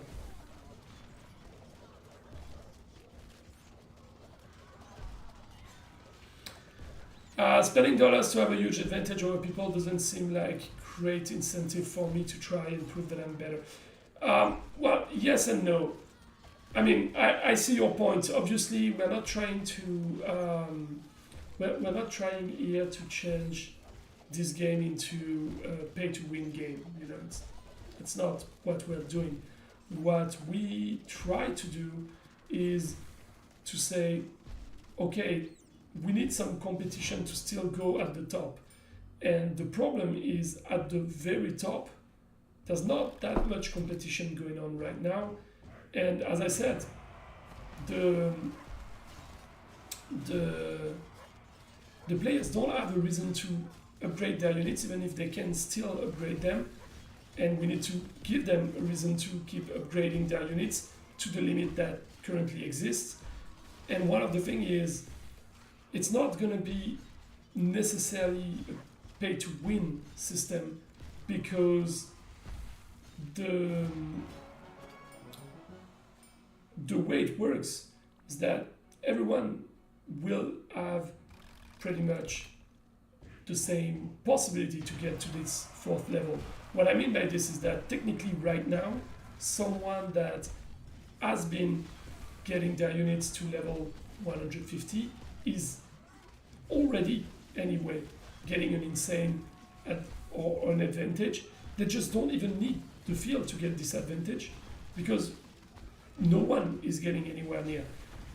Don't get me wrong, the new Power Stone, it will probably take quite some time before anyone can even get one, because we don't have that many people that are anywhere near the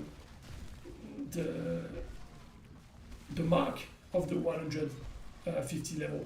So I understand your position, but technically this is gold spending, and we see a lot of top players with insane amount of golds that are just not spending at all. So it's not necessarily a pay to win in the way that it's not gold that they actually paid. At this point, if they're piling up on so much gold, it means it's not gold that is paid anymore, or it's gold that they paid super long time ago, but they just don't even try to get any advantage out of it because they don't need to. So that's where we need to be a bit cautious. But I understand your points. Obviously, I believe it would be more of as you said, saving resources is part of the strategy. But saving resources for what? Like, if you save resources for nothing, like you save them and you don't spend them regardless, no matter what, then it's not saving resources for a specific reason. It's just saving resources because you don't have any reasons to use them. That's why I was really making a difference and talking about piling up on gold. And that's a lot of people that are piling up on gold rather than trying to use it. And that's something on the game economy we necessarily have to look into this, because ultimately everything goes from there. You know, if you're not using the gold because you consider your units to be strong enough, or that there's no reason to try to get them slightly stronger because it won't make that much of a difference, then it means that you would need you won't need to buy gold, because you already have way enough no matter what, which means that the gems you could spend to buy gold, which is something quite important in the early games, is also something you will spend less on. And that means going forward you will have less and less reasons to even buy gems, and that means with more and more players reaching the end game, if more and more players have less and less reasons to buy gems, that means it's the entire economy of the game that could pretty much be screwed up very easily. So it is important for us to keep finding things that people are attracted into getting. That being said, if your strategy is to pile up on gold to just level up the units where you feel it's going to be important, where you know it's going to be making a difference, or to basically be able to use the one power stone while you think it's going to be interesting, then that's definitely a good strategy, and it's not necessarily strictly different from what it is when your units are at level 100 and someone else got faster to level 120 because they bought gold with gems that they purchased, for example, and they are able to get the third slots for their units and you cannot, and it's pretty much the same system, just a bit further into the game. I see other questions.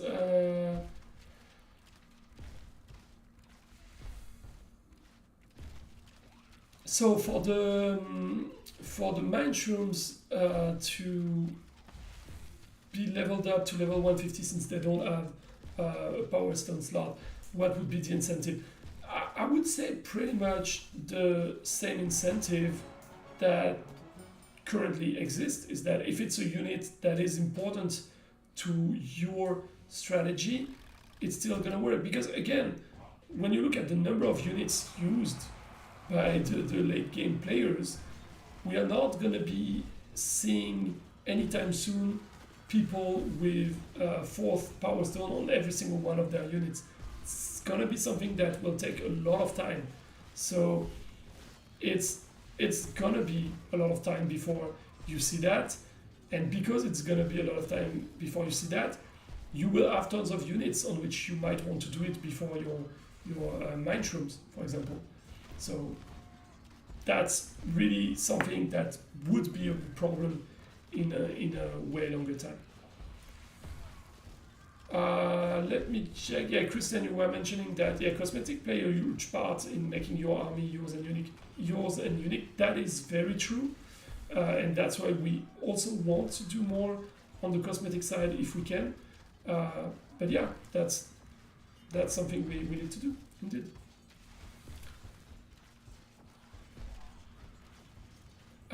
Well, Cholos, I will be honest, it's really not many people that have spent these amounts and have actually a lot of level 150. I mean, or maybe those people are not active anymore. That is also an option.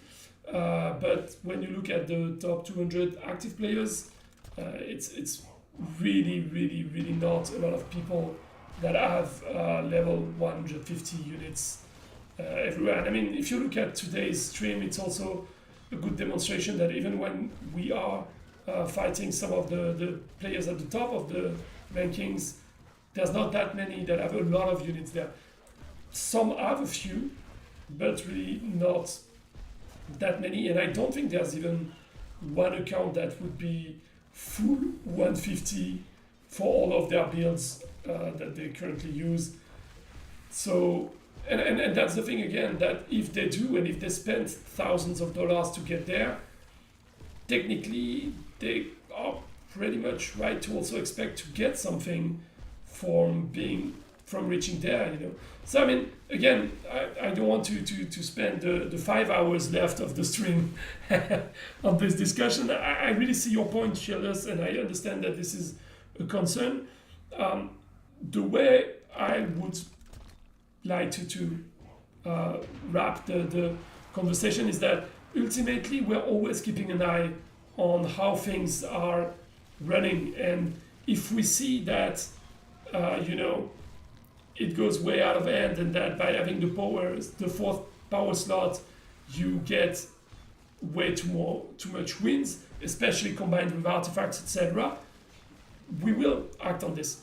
It's also what I mentioned earlier, that this is one element we wanted to work on for the balancing part.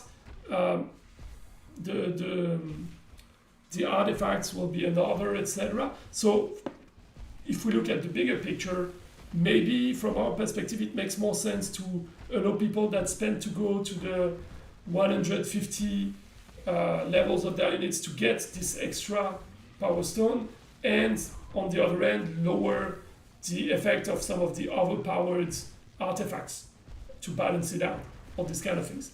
But we'll, as you said, we'll see how it pays out, and I can understand your concern, and that's something we'll definitely keep in mind. Christian, you wanted to see the wealth economy of the game and how much gold is in the game. How much gold is in the game, I'm not sure it would necessarily make much sense because you need other factors to kind of understand how it impacts the game. Meaning, it's not only about how much gold there is, it's about how much gold there is compared to active players, and then it's how much gold there is compared to specific brackets of active players. So, you know, the guys that rank 16 in League X or Y, etc., compared to other brackets. And most importantly, it's also an evolution. Like, how is it evolving in the month, in the years, etc. And one thing, I mean, I cannot disclose any of those numbers just like this, but one thing I can say is, as I said earlier, that there is a tendency to stock up on gold rather than use it, because a lot of players past a certain point don't necessarily see the advantage of going for it. And that is because past a certain point, the levels you get for each of your units are not going to be making such a difference right now compared to all the other elements.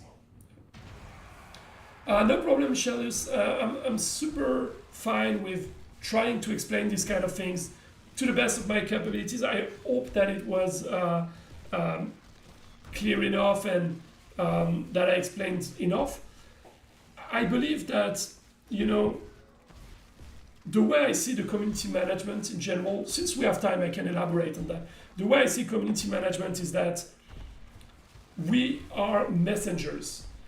And as messengers, we go both ways. You know, we're messengers from the community to the company and from the company to the community. And for me, my role is not necessarily to agree or disagree with you or with the company. My role is to make sure that the players can understand or grasp the company perspective, and that the company on their end can understand the player's perspective. And that's the part I do that you don't see on every meeting I have with the game team, you know, the product managers, the game designers, the balancing team. I will basically share with them all of your concerns and explain, you know, what you just told me, for example, that, hey, we need to keep an eye really on how things will play out with the fourth slot, etc. This is part of my job, but my job to me is not to agree or disagree with you or with the company.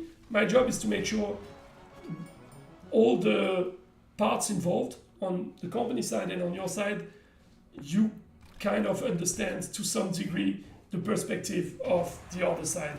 Because there are things on which we will all agree, like, you know, hey, yeah, let's bring Clan Wars. Yes, we all want that.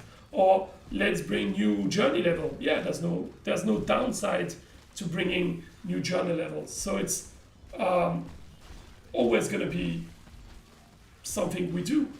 But then there's also the points where we will disagree, or there will be a disagreement between the company and the community. And to me, it's important to understand that this is normal, you know.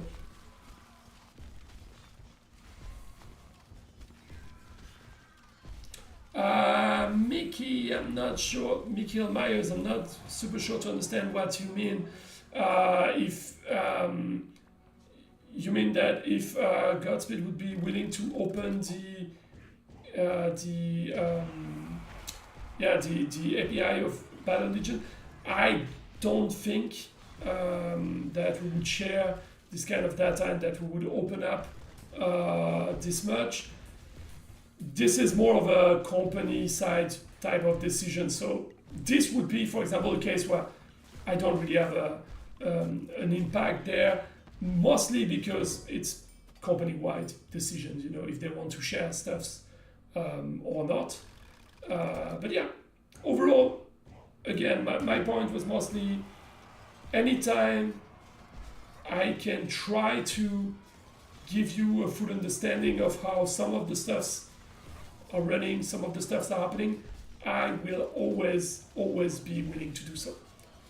So that's pretty much what I can say. And yeah, we're slowly, very slowly, very, very slowly, but surely getting there. By the way, if you guys have any questions on Godspeed or these kind of things, you can also ask as well. By the look of the number of fights we've had, we still have like 77 fights to go. So it's, yeah, we're past more than half, obviously, but we still have 76 fights, if I count it correctly. 76 out of 170. So yeah, we are slowly getting to 2/3. I believe that, yeah, we will pass the 3 hours, but not so much more. It should be a bit more than 3 hours. I guess for first stream, that gives me the opportunity to test my endurance as well, my stamina, and see if I have enough to cover the 3 hours, right?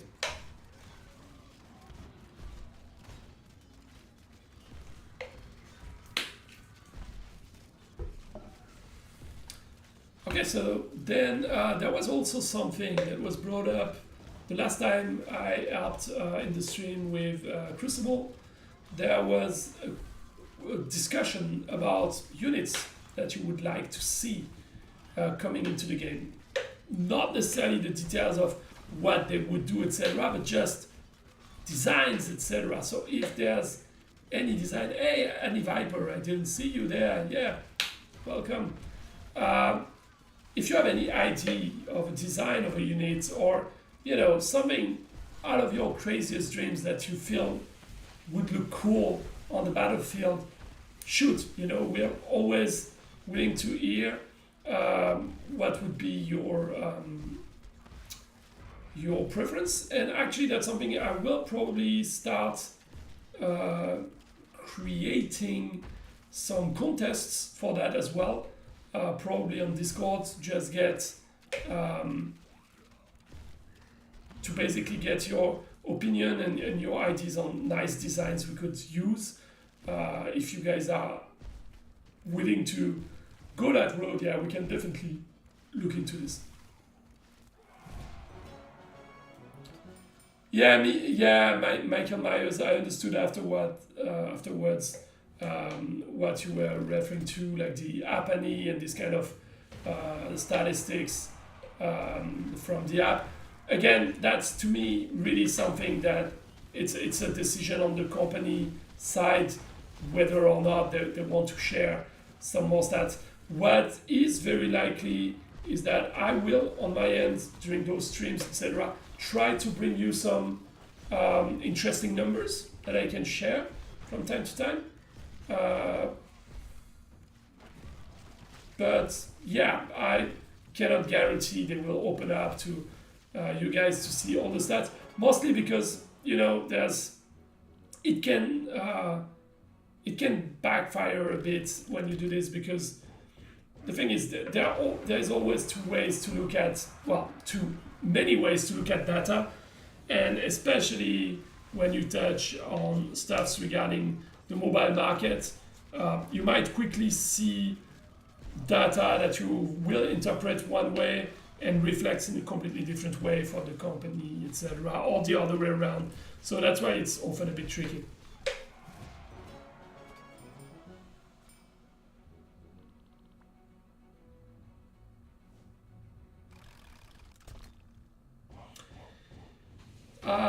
You want to show more attributes from your units, some showing stats and some that are not described. So pretty much you would rather want us to have a better standard, like, you know, making sure that the units show the same type of stats and the ones that are useful, and not stuff that might be a bit random or not that important for you. Yeah, that's definitely something we can look into. On the technical side, I don't know how much work that would be to uniformize that a bit better, but we can definitely look into this. King Vivek, you were saying that you don't think necessarily that we need that many new units, and it's more about having better systems, etc. I agree to this, that to some extent, yes, there's no need to add like 100 new units, obviously. That being said, I believe this is a game that will always see some new units coming in from time to time. Not too often, but I believe new units will always be coming in, because that's kind of the bread and butter of this game. That's kind of what is generating the more hype when there's a new unit, because that means you need to change potentially your strategy. It's potential game changer, and there's always a lot of excitement and a lot of competition coming from that. Maybe on the long run, as we were saying earlier, once we have more clans fights, stuff like this, maybe there's a drive that is strong enough that we don't need to implement new units, but I don't really see that coming, especially in the near future. That being said, I don't believe we're going to be adding 5 units per era or whatever. That's not going to be the case either, but I would expect to still see new units coming in rather regularly.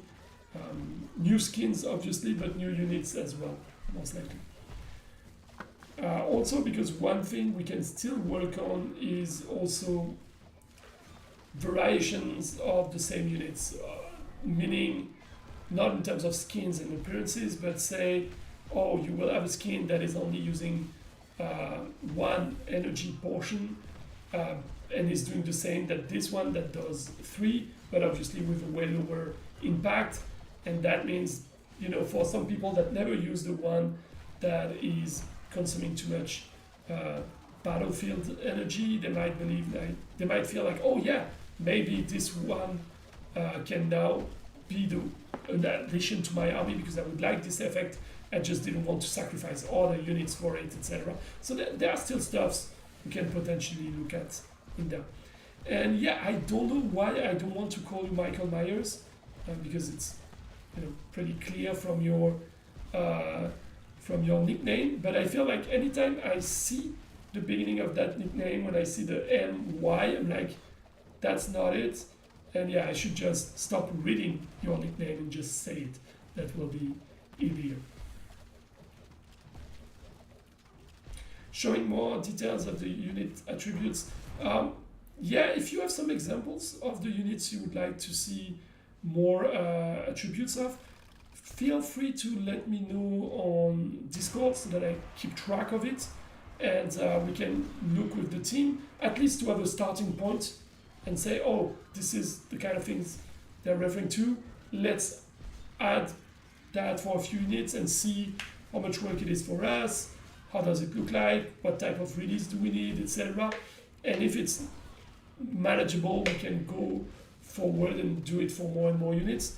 I don't think we have anything against that per se.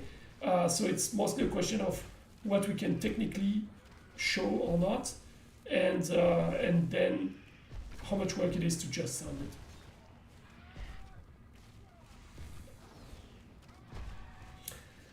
Yeah, King Elric, we actually discussed that a bit earlier today. We will probably not have a direct messaging system in the game, because Discord at this point has been just way too important, not only in this game, but it's global for most of the industry on the mobile market, but also because I will be a bit technical now, but the modules that you need to develop for using chat systems, etc., and messaging system, they are always a bit messy, and it can quickly become a nightmare to keep those things up to date. There's tons of libraries you need to update all the time, and keeping this looking good is a lot of development time for a rather small benefit, because a lot of players will still anyway use Discord because they're used to. And it's especially true on mobile, because on mobile we're so used to switch from app to app. It would be a bit different on a console game, for example, that's a different type of story. But for mobile, yeah, people are just so used to switch to Discord that doesn't necessarily justify the spending. The one point that you bring up though is regarding new members, and this is true that this is something we need to work on a little. One thing that I know Discord is working into that, and that could be something we potentially may extend on in the future, is that when you are joining a clan, pretty much you guys can invite people to join Discord, but when you do, even if it's your own invitation, you don't get anything from it. What Discord is working on right now on a global scale is to implement rewards so that if, let's say, you're a clan leader and you want to invite a new member to your clan and this member joins Discord using your invitation link, then your clan could get a little reward in-game, for example. That's the things that they are looking at to implement. They already started implementing it with super massive Discord servers. So I remember they were talking about it, and it was like for servers with more than 150k people. So we're nowhere near that, but they want to scale it down going forward. And the idea would be to have this kind of system in place. Also, the type of things that Discord is looking into is to help better implement Discord within games. So not meaning that it will open within the game, but more that from the game you can join Discord very easily, and that this Discord is actually connected. This Discord invitation is connected to the game, so when you join Discord from the game, you get rewards for joining the game, and that is the kind of things we're looking into.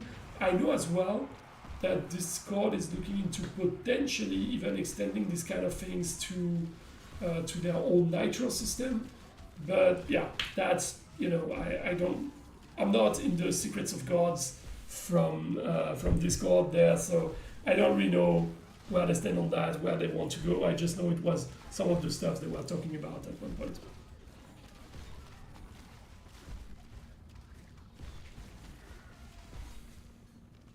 Yeah, that's what I meant, King Elric, that at the moment there's no direct redirection to Discord. I mean, there are some via the news, but not something too direct.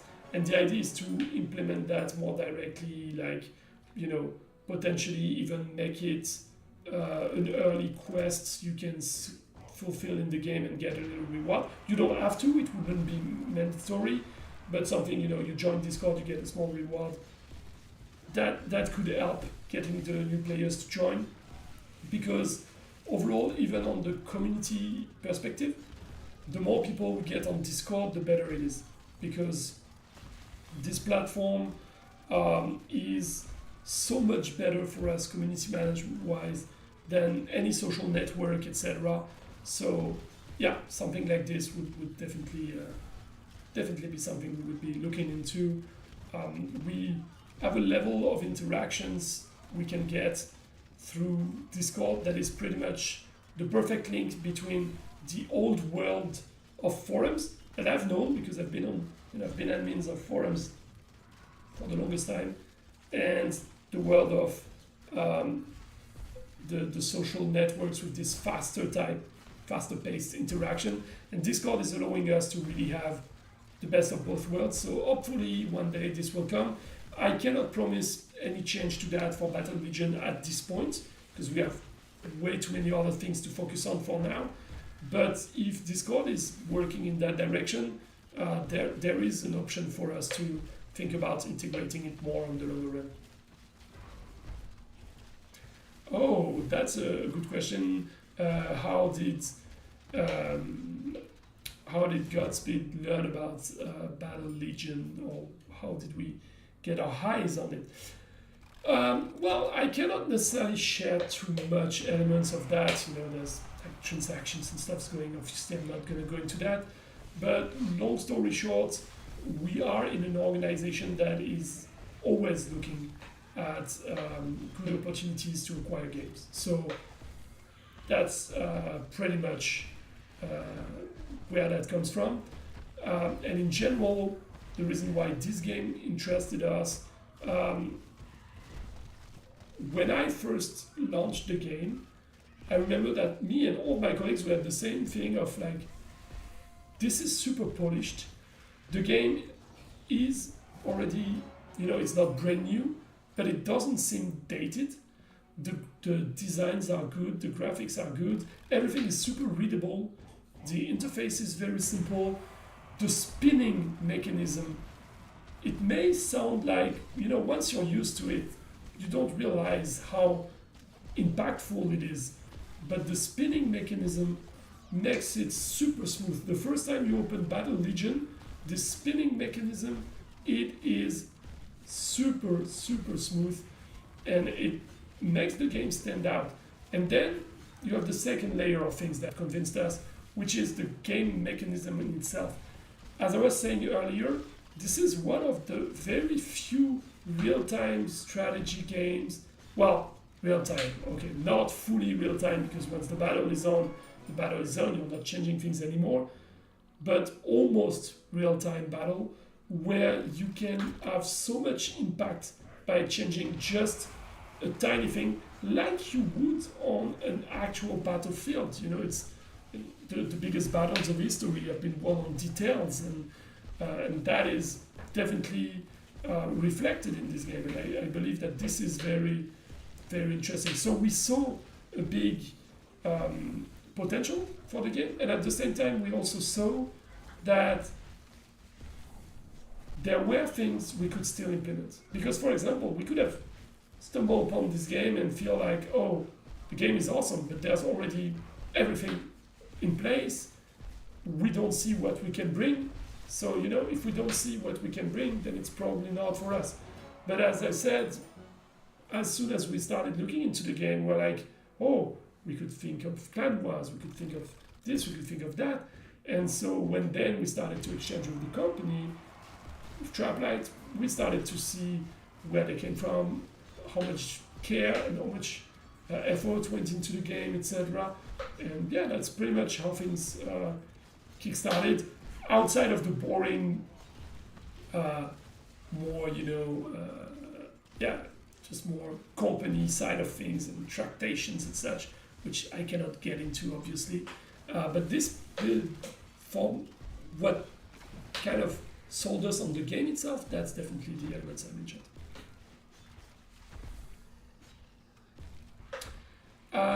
Greenfoot, you've watched the battle news and now you have questions.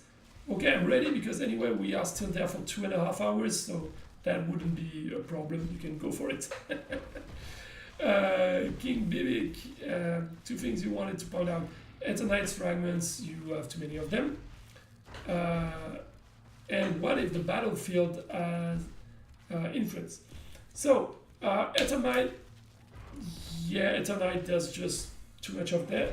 That's mostly true, and we will probably act on that on the longer run.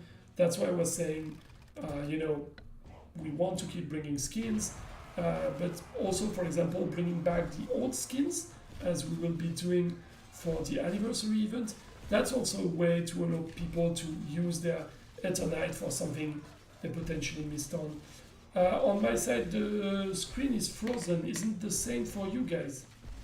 If so, I might need to relaunch the... Yeah, the screen froze. Okay.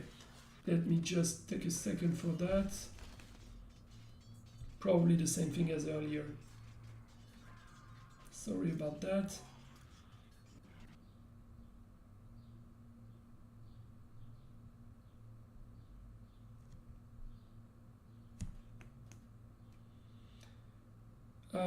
Okay, and then the second question, what if the battlefields had an influence?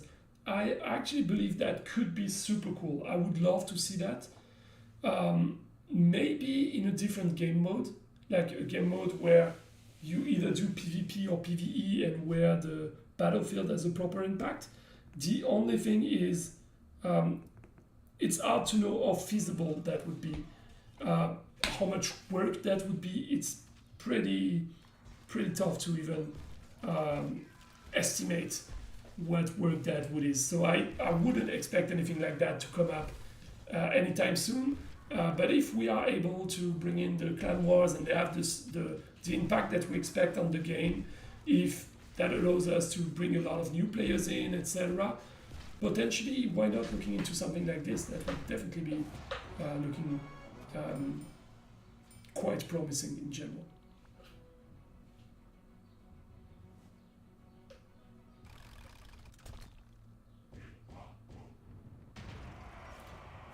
What are we going to do differently than Traplight to bring back old players? To bring back old players, it's always tricky, to be honest. Ultimately, to bring back old players, we can use the strategies that everyone knows, bring back players campaigns, reactivation campaigns, or whatever we want to name it. Ultimately, what will potentially bring back players is if they see something very interesting in. And that's why we have so much hope for Clan Wars and this kind of elements, is because that is something that potentially could bring an old player back. If they have their old clans reaching back to them and tell them, hey, dudes, now we have actual proper fight between clans, that could be something that bring back old players. But we also believe we should do a lot more to bring new players in as well. And especially making it so that the early game is more attractive, because at the moment there's a gap when once you pass, first 5, 6, 7 ranks, let's say you're day one of the game, I mean, I know for players that are veteran, when you restart an account, you go super fast between the ranks.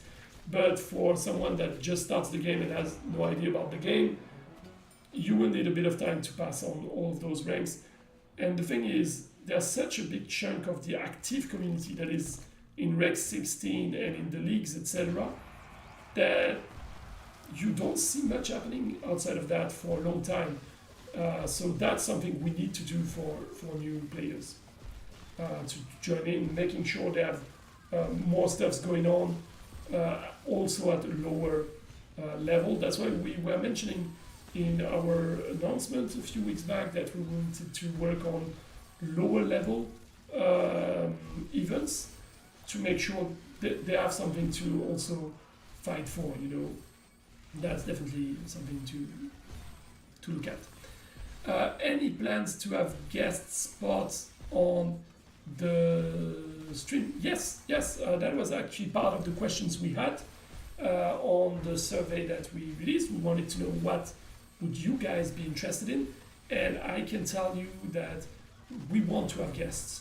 From my perspective, what matters is that we bring on guests that want to share some stuff with us.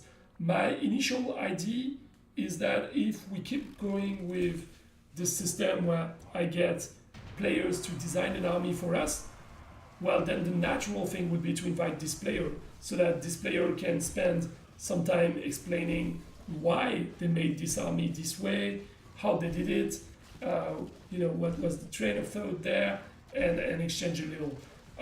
I would also like to have some of my colleagues join the streams on the longer run, potentially people that work on specific aspect of the game, but I don't want to make any promise on this because, and this is important to me to explain as well, not everyone is feeling comfortable speaking to people they don't know and about what they do in their work.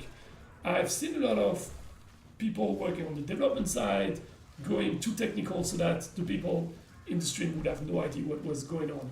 I saw on the other end people that were so afraid of being too technical that they ended up not saying or sharing much. I've seen also people being a bit too direct in their answers. Like, when someone tells me, hey, will you do this? When I know that we might not ever do it, I will saying what I just said. We might never do it, but I'm not going to say no, this sucks, whatever. And I have some of my colleagues that have never worked with this kind of interactions with players that might be too direct as well. Or on the other way around, some of them might be so polite that they will give you the impression that they're saying yes to everything when they actually don't. So I would love to have some of my colleagues join on specific occasions, but I cannot promise anything there. It will depend on if we have someone that I know would fit the bill and would bring you interesting perspective as well. Okay, now I feel like I need to jump into the roman that was written by Greenfoot5. So let me catch up on your questions. So given that the player struggles to put the right power stones on 2 armies, will free-to-play players really struggle to fill 1 army? Is there a plan to grant extra power stones? It's a bit hard to answer to that right away, because as we said earlier, we need to see how things will evolve. I would say the one thing we should avoid, both on your end and on my end and even the company's end, is to go to the extremes, because right now the number of people that have enough units at level 150 or can get enough units at level 150 to have power stones on all of their armies, etc. I don't even know if we have one account that can do it right away. We probably do, but I mean in the active accounts we probably do, but it's really a few people. The people that will be able to do that, most of them, it will still take weeks, months until they're there. The free players, they will be able to catch up, as always. It's a matter of time. But given that even for the people that buy the season pass or people that invest even more in the game, it's already anyway going to be months before we're talking about having 1 army fully up and even potentially 2 for most of them. It is not really going to be a problem in the very short run. On the longer run, if we see that it takes too long for free players to catch up, then we can indeed, as said, grant extra power stones, we can potentially grant more gold, etc. There are things we can do on the balancing side, but we need to first see if indeed people start to go for this level 150. Because if no one goes for it, which could happen, then there's not even a problem to start with. So we need to monitor very closely how things will evolve in the coming weeks and months and adapt to that, but there are ways we could react to this for sure. I mentioned that players would gain a free anniversary wagon every 72 hours.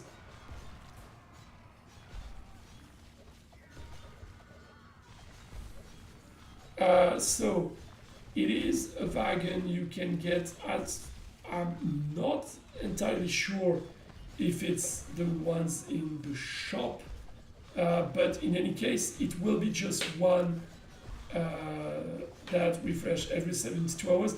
I believe it should be from the shop. That's something I will check with the team and confirm to you most likely, well, by the time that is most likely tomorrow morning. But yeah, we can confirm that. It makes sense for me that it would be in the shop so that it doesn't take space in the regular rotation of the wagons. That's what I would say. For the gem costs, for the 3 wagons that will be shared, I don't have the gem costs with me right away. Again, that's an information I can confirm tomorrow. They should be pretty close to the era wagons, so I cannot confirm if it's going to be 125, 175, and 250, but that's most likely what it's going to be. I will confirm that latest by tomorrow morning. We should have the answer. How big is the dev team? That's a question from King Elric. It's a very tricky question to answer too, because We have developers that are working only on Battle Legion. We have developers for specific areas that are working on several other projects. So that is a bit tricky to calculate the exact size of the team. What I can tell you anyway is that it's not a small team. We're looking at between the developers, but also game design, etc. We're looking at several dozens of people working on the game altogether. I can't give you an exact numbers because again, even for game balancing, you would have people that might be working not only on one game. So if I gave a number of all the people that work at one point on Battle Legion, it would quickly be an insane number. And if I give only the people that work only strictly 100% of their time on Battle Legion, it might be very small. So I'm not sure I can give you a more precise number. On top of that, I'm not sure I'm legally authorized to give you an actual number. So I won't go a bit further, any further in there. So there was a question to have the possibility of having prototype, several prototype for Clan Wars, and the idea to share some of them that didn't work and why. Yes, we could, but I would do that once we have one that works. So once we have a prototype that is working, that is proving to be rather successful, even if it's never going to be perfect, but at least to a certain degree working fine enough that players are enjoying, etc. Then going forward, we might be sharing some of the failed concepts with you. I would definitely not share those before because what would happen is you would have some people that would be like, oh no, but it failed, but it would have been amazing, etc. Not necessarily factoring in that, might have failed on our side from the development side of things, or etc. So we don't want to create this disappointment in case there's a concept that people would have loved. And we don't want, on the other end, people to feel like, yeah, of course, this one failed. What did you think? How could you have such a stupid idea for a concept that they would have hated? So it's easier to do it once they have a system that most people are happy with. Then at this point, it's easier to look at what might have been, I would say.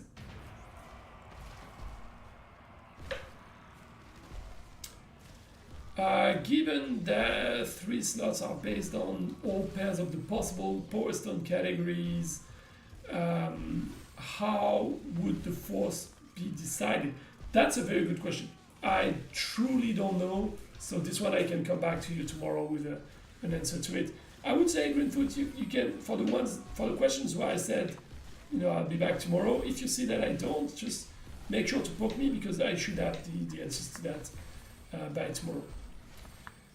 When you mentioned a rebalancing of the endgame, is there potential for an increase of the max level, or is the whole point of the 4th Power Stone slot to be at a max level? This is hard to answer for now because there are different things that could happen. Potentially, there could be a higher max level at one point. Potentially, we could also think of different systems. Like you have some games that have systems where once you reach the max potential of your unit, you can actually enhance that unit and start back from level 1, but with a stronger unit than the ones you had, so that it's the same unit but like a plus version, if you will, and it gets better and better. I don't know, there are different ideas we could play around. For now, the idea is not to touch the levels, but to add a 4th Power Stone slot.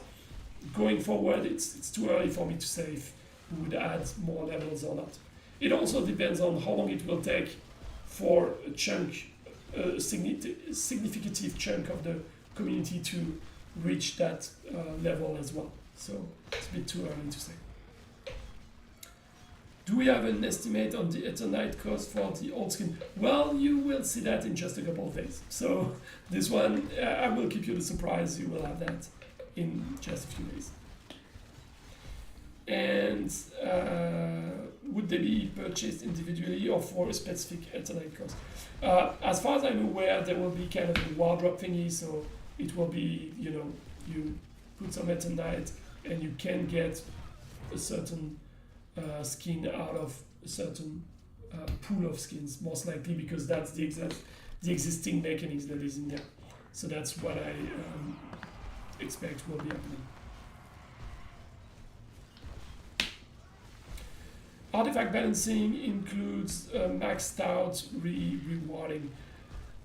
Potentially, as I said earlier, with artifacts at the moment, I don't really have enough details to tell you what will happen and what will not. What I can say is that we will look at all the aspects that would need to be. So if people think we should relook at the rewarding for maxed out artifacts, we can look into it for sure.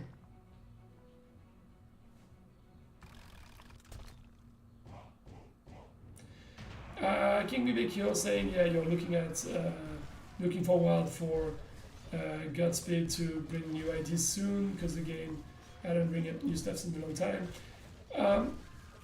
And you're thanking me for the direct communication. Well, you will soon learn not to thank me too much for the direct communication. You wish probably I wasn't that direct anymore. But no, I mean, as I was explaining earlier, I just believe that at this state of the game especially, it's the kind of things you need. When you have a brand new game, you're getting so many new players every week that ultimately it's like, you know, even if I don't have the best interactions with the guys that are there, there will be new ones next week, pretty much. When you work only with games that have been existing there for a while, you know that the players you have are extremely valuable. First of all, because they have an expertise you will never get. And on top of that, because you cannot really afford to go on with the game without them. So to me, that's why I try to be as direct as I can in my communication. Even, you know, taking risks sometimes of saying a bit too much to the likes of the people I work with, but they trust me enough to know that I'm not gonna cross any boundaries and that I won't go too far in there. But yeah, thank you for the kind words there. Overall, I would also like to point out that because there was a passing of the game from Traplight to Godspeed, it's also important to keep in mind that this is one of the reasons why there's been a bit less happening lately in the game. Just, you know, I don't want you to be under the impression that Traplight was not caring anymore. They cared, but precisely because they were going to give the game to a new company, they didn't want to implement stuffs that we would scrap right after because that didn't fit our plans. And also for the last few months, they've been focusing solely on making sure things would work for us. And the months before that, there were already negotiations in place, etc. So it's important to keep that in mind. It's not that Traplight didn't want to add more stuffs in the recent past. It's just, you know, there's the past, there's the change of ownership. Of course, that slows things down and that changes the priority and what you can or cannot do. So again, we will never express enough how grateful we are to the team that created this game and how much they've done so far, because, you know, this is a game in which we see a very high potential, and they are responsible for it. They're responsible for all the good, all the bad, all the in between, but to be honest, there's a lot more good than anything else in this game. So really, again, all the stuff that made us fall in love with the concept when we started it, it comes from them. So again, big kudos to them. Oh, that was all the question from you, Greenfoot. I'm even a bit disappointed. I thought there would be way more.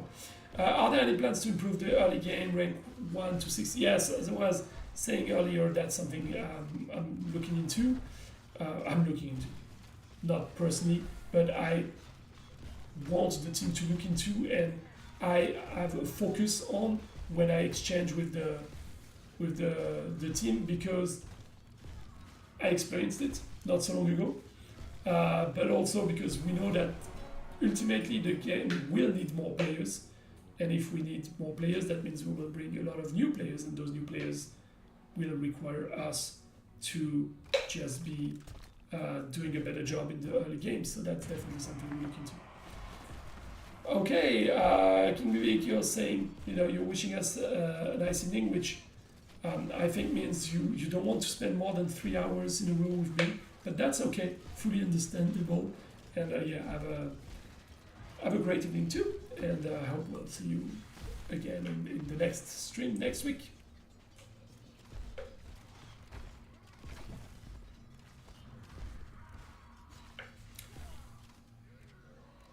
Yeah, that's the beef I want to see. That's the drama I want to see. So, Christian, Bear, Greenfoot, I'm expecting you guys to get pissed off at each other for this fight. That's the way it's supposed to go. We need some fire in there. We need to play with the matches a little. Now, just to rebound, to bounce on this idea. Actually, I don't want any drama between players. When I said that earlier, what I meant is not, like Discord drama or anything like this. What I want to see is basically, just some rivalry between clans being enhanced. And yeah, I'm a strong believer that any system like a clan war will do exactly this.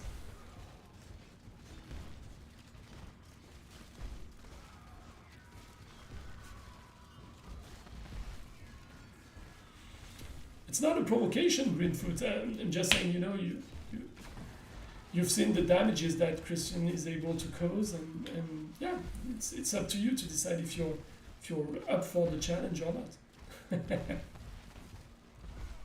Oh, and Pyro Bebop is coming to throw some oil on the fire. That's nice. I like that. I'm joking on this because I can feel as well how nice you are to each other in there. So.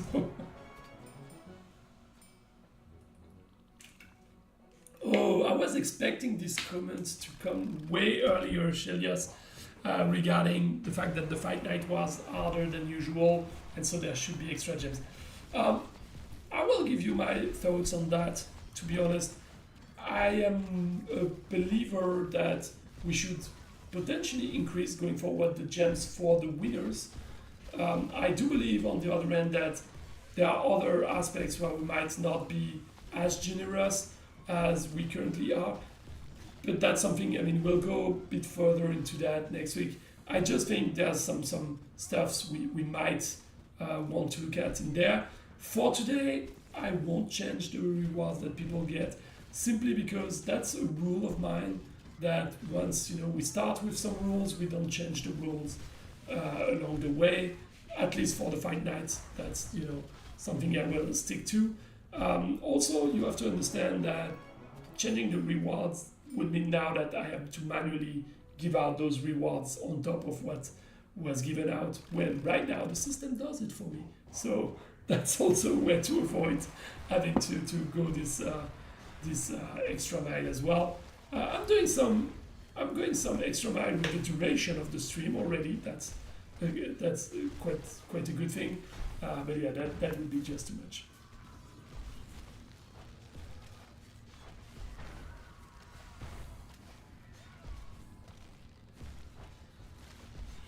Will there be a quiz? No, there will be no quiz today, Greenfoot, simply because I didn't prepare one, and because the setup I have currently is not optimal to prepare one on the go very quickly. On the long run, and starting next week, etc., I will try to have some quizzes ready.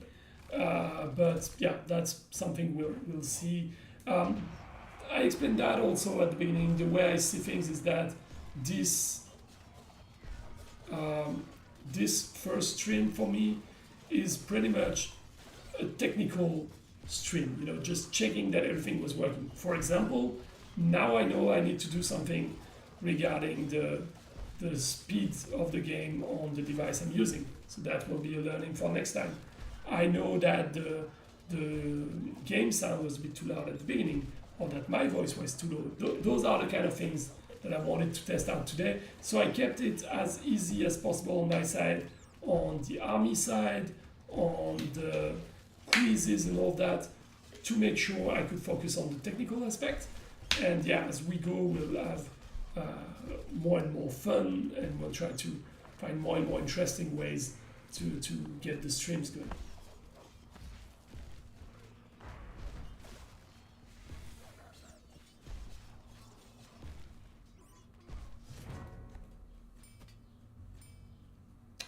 Is someone making fun of the banners used by others? That's I thought we shouldn't be doing this. No, the reason why I use this banner is because I kind of like it, to be honest. I just feel like it looks good, and also I didn't want to have a banner that would be too specific. You know, I wanted to keep it generic enough so that everyone feels included in there. And also, there are tons of portraits and stuff that I think look great, but I didn't get into that yet, so we'll look into it. Yeah, it was a solid first stream. Yeah, thank you, Michael Myers, for that. And yeah, hopefully just one of many.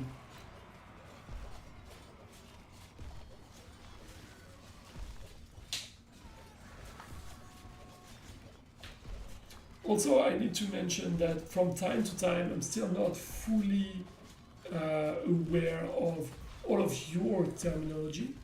And that's something, I don't know how much you guys are aware of that in general, but whenever you start working on a new game, you need to learn the game twice, or sometimes even 3 times, because there's the terminology that has been used internally from the development team and game team forever.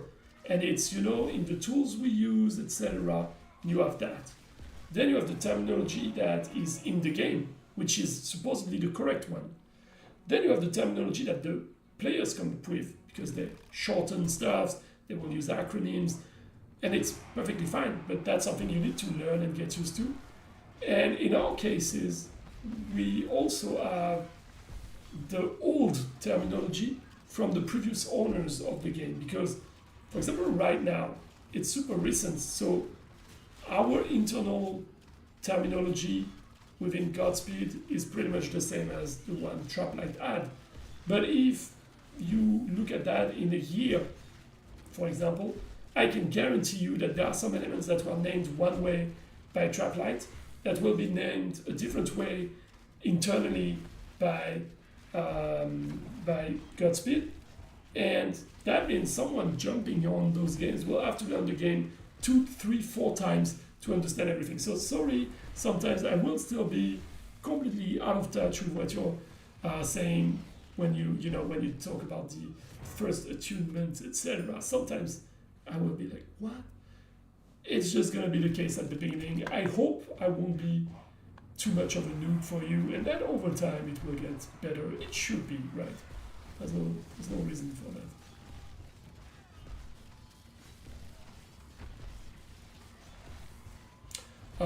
You were talking about the banner artifact. See what I was saying about the noobiness? Yeah, I mean, but that's the thing, you know, too many terms to remember, too many terminology to remember, and that is sometimes super tough to get my head around, especially because, as I was saying as well earlier in the stream, I'm not spending 100% of my time solely on Battle Legions. So sometimes it can get even more confusing, but that's okay. Don't worry, you don't need to tell me, anything. You don't need to bring my morale up for me being a noob. I embrace my noobiness on this game. It's, as I said, for me it's pretty much a a motto I have that I know I will be, no matter what I do, no matter the time, I will be to some extent always the noob of someone on the community, like taken care of. And to me, that's part of my job, to accept it, to get better, obviously, but to accept the fact that I will never be as much of an expert of the game as some other people were. For example, if you take Crucible, the level of expertise that he has on the game comes with years of working on it, which I might never be able to catch up with, not only because it will take me, years of working on the game as well, but also because when he started the game, working on the game was also at a way earlier stage than what it is now, and I'm perfectly fine with it. I'm completely okay with this idea. On top of that, since Crucible told us quite a few times that he's going to stick around and still be part of this community after the end of this month, that means I can still bother him afterwards. The only difference is that now he does not need to answer to me. Right now we're pretty much colleagues, so he has to kind of answer to me when I ask a question. On the longer run, he will be able to say like, no, I don't want to talk to that guy anymore. So that's the main difference. But yeah, again, just a way for me to give a big shout out to Crucible for all he's done for this community and all he's done as well for me personally since I joined this project, because it's been a tremendous help setting everything up. So yeah, a huge help.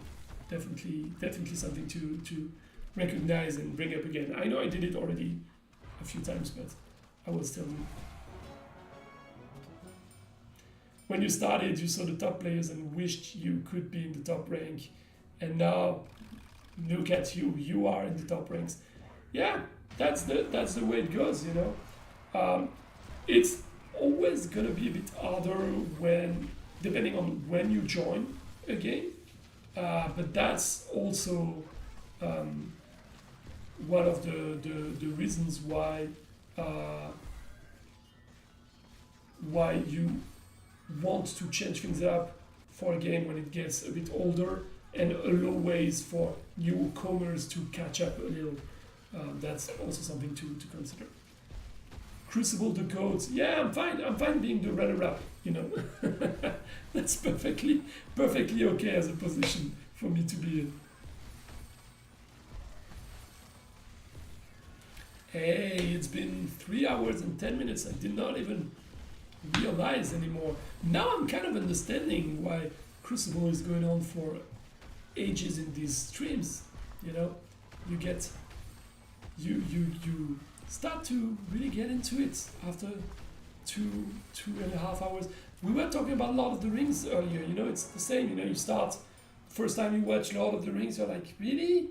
And you go for the long version, and it's 3 hours and a half for just the first movie. At first you might feel like, I don't know if it's for me.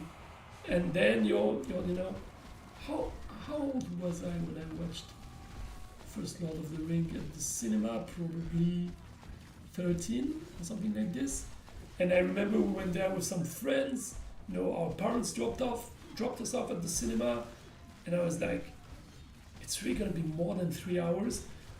We didn't know if we were going to make it to the end, and of course we were blown by the experience. I still remember the shock of realizing how long of an experience it was, because every time there was a big scene, we were like, oh, okay, it's gonna end there, and it was always going further. I remember we were like, oh, they're entering the Moria, and we're like, oh, okay, it's gonna end there, and then you have another hour of movie, then we're like, they're out from there, and you're like, okay, it's gonna end there, and now you still the whole fight scene and Boromir and all of that, and I was like, I have no idea when they're gonna cut it. So yeah, was kind of a crazy good experience. What would you say was the defining experience like this you had with either a movie that you've seen at the cinema, or even if it's just a game that was super long and you didn't know if you were going to be able to get into it, and you realize, well, I can actually get into that and spend way too much time into this just because it's so good. And I mean, to me it happens from time to time, and I know, I mean, the most recent example, but that's already a few years back for me, was the game Hades. I'm such a fan of this game, and when I started playing Hades, I was like, not sure if it's for me. I'm not that good at this kind of hack and slashes and roguelike, and then the game was just so amazing, and I spent so many hundreds of hours on this game. So yeah, there's so many stuffs like this. Oh, I see I'm not the only one that likes this game.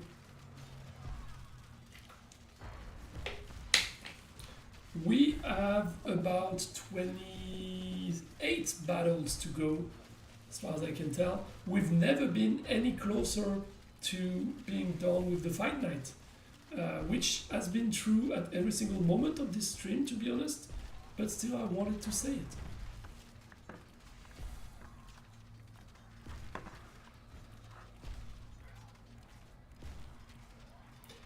One funny detail that I do like in Battle Legion is the individual arrows. The fact that you can really see the individual arrows going on the battlefield. It's something I kind of like. I don't know. It's adding to the brutality of the battles and the reality of the battlefield. Well, reality, of course. You know what I mean. To the extent of this kind of battles having any realistic elements, but you know what I mean. It helps feeling like the physics of it is really on point, pretty much.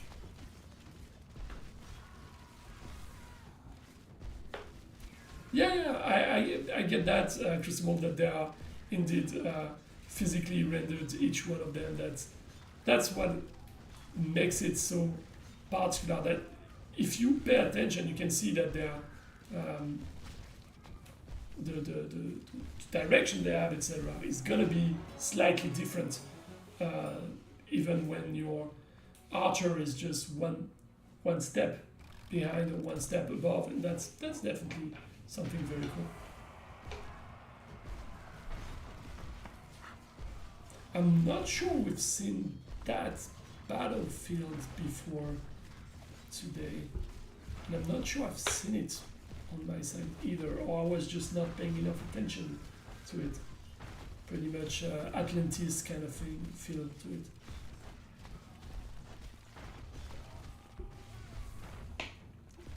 So some notes that I took for myself for the next trip, mentioning a bit more who we are currently fighting and reacting a bit further to the actual fights that are taking place.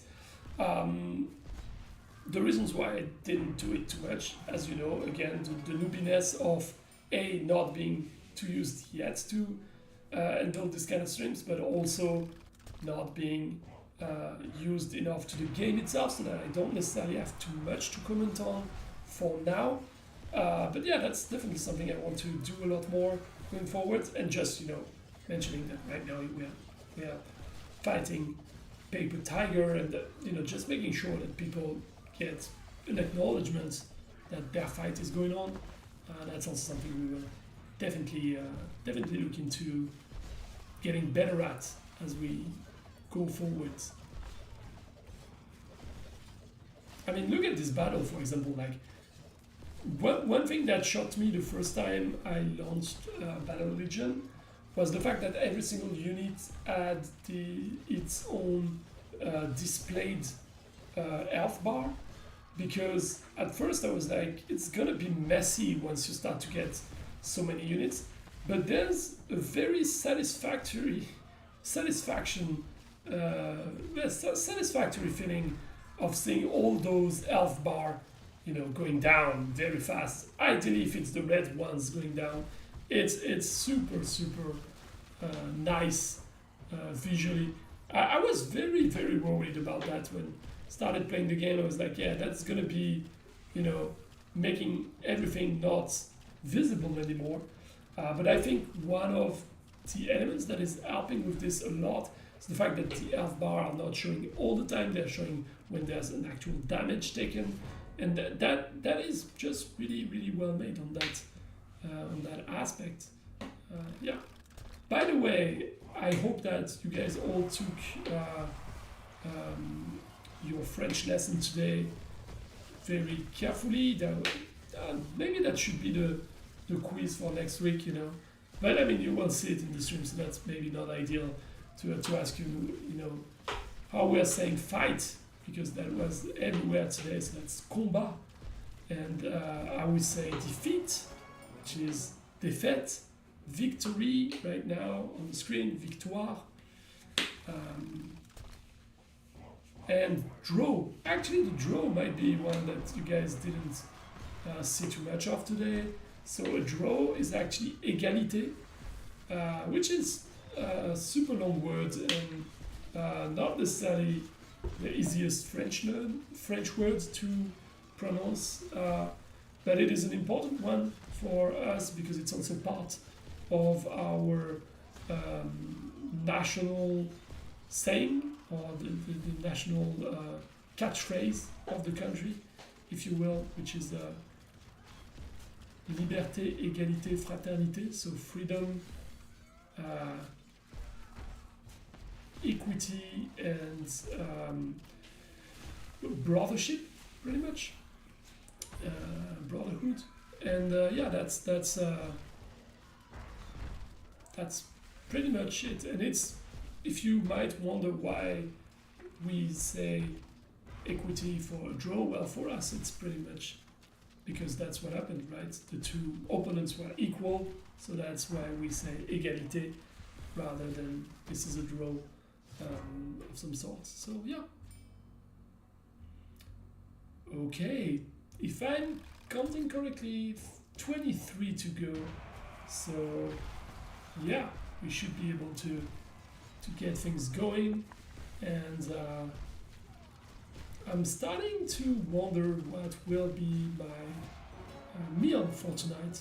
I'm not sure yet what I'm gonna go for, but I will deserve myself a very good meal after that, I would say.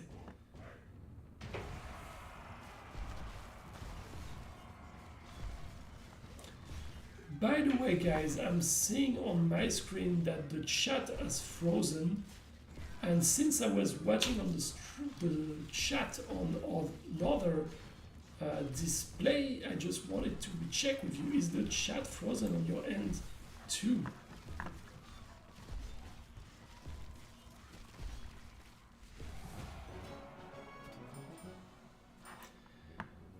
What time is it in France? What time is it in France? It's actually 8 p.m.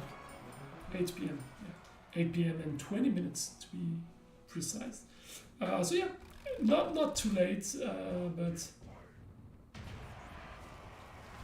so the chat is frozen, right? And now it's not frozen anymore for me.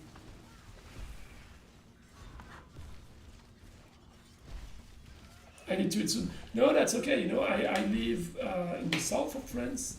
We are pretty much living with the Spanish rules, or Spanish way of life in general, I would say. And so we are used to have dinner rather late. I'm not the one that goes for dinner super late, so usually that would be around the time I would eat, but it's not uncommon here to eat at 9 p.m., 10 p.m. It's pretty common. How many bonus gems will Christian be getting roughly? So the way the system works is that when your army is selected, you have 100 gems, no matter what. And then with every % of winning in your winning ratio, you will get 10 gems, which means that if you get 80% winning ratio, you get 800 gems on top of the 100 you got from being selected.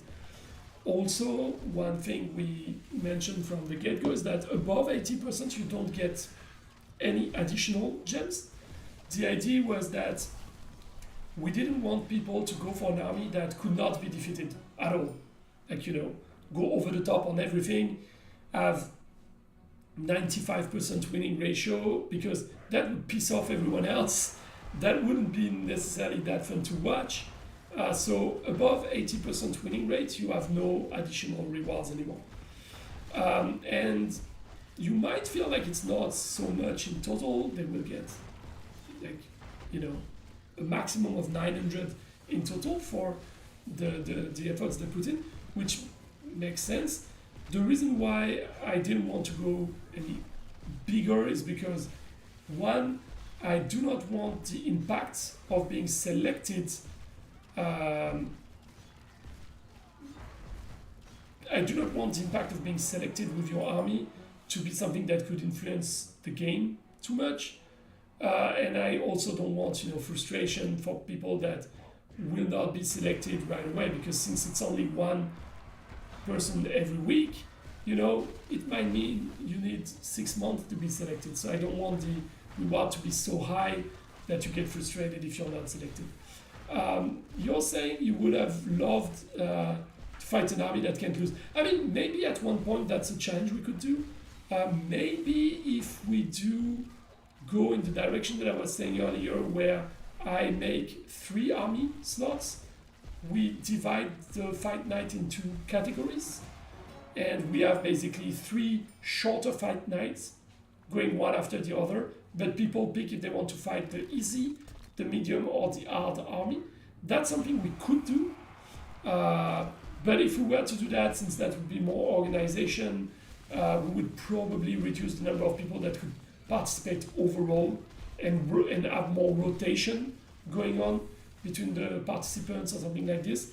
But on paper, that's a concept we could look at, so that there's a challenge for everyone.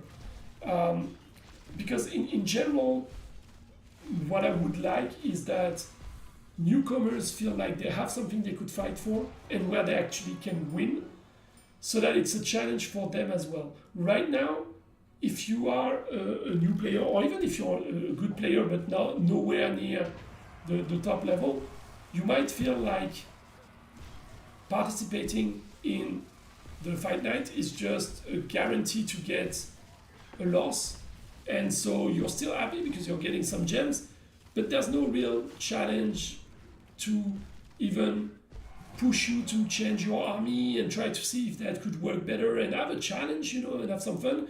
It's pretty much, you know, I just registered to get the gems of losing, but I know I'm gonna lose, and that's something I'm not a huge fan of. If I can get them something that they are challenged for, that is closer to what they know they can achieve, I would be more happy with this. And overall, that should be a better experience for everyone.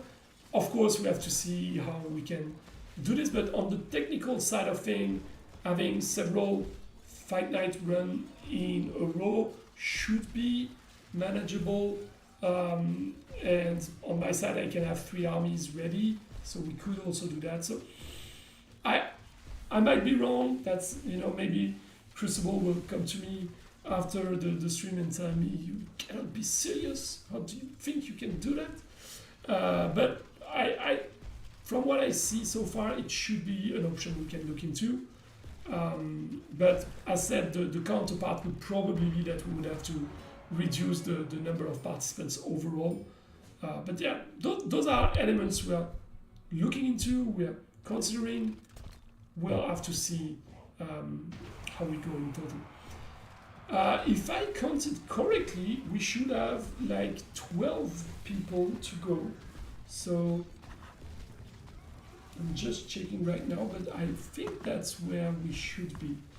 If I counted correctly, which I have some doubts about it, but if I counted correctly, we should be there. Just checking at the moment.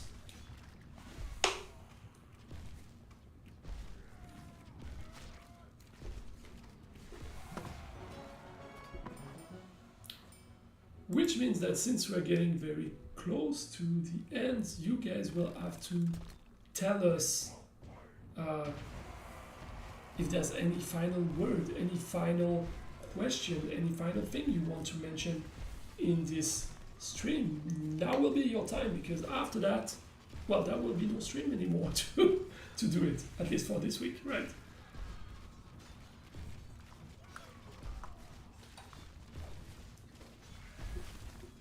And I also feel like we probably broke a record for the longest stream ever, right?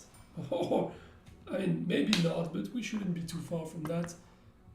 Again, apologies for people that will have to watch a super long replay.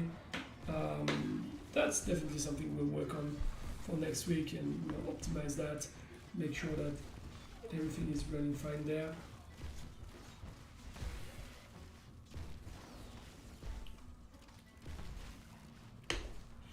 And as I said earlier that today is the music day in France, I can start hearing actually some people playing nearby my place. So I hope that later tonight they will be playing interesting music and not something that would be bothering to my ears, like, you know, if you end up with guys that are only playing traditional instruments and are beginners, that would be rather worrisome, I would say. But yeah, if it's like last year we had a good rock cover band, so yeah, I have some hopes that this will be quite fun and quite cool this year as well. But we'll see.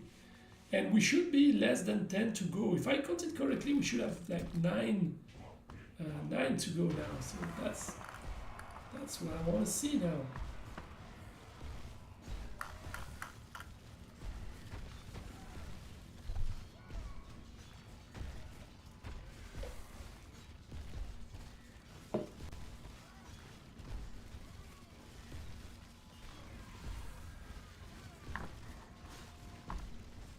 Okay, so as far as I can see, at least seems like everything worked okay for the chat. It seems like things worked okay as well for the audio and the video. There's been a few frozen moments, so that's something I know we'll have to pay a bit more attention to, but that's overall okay.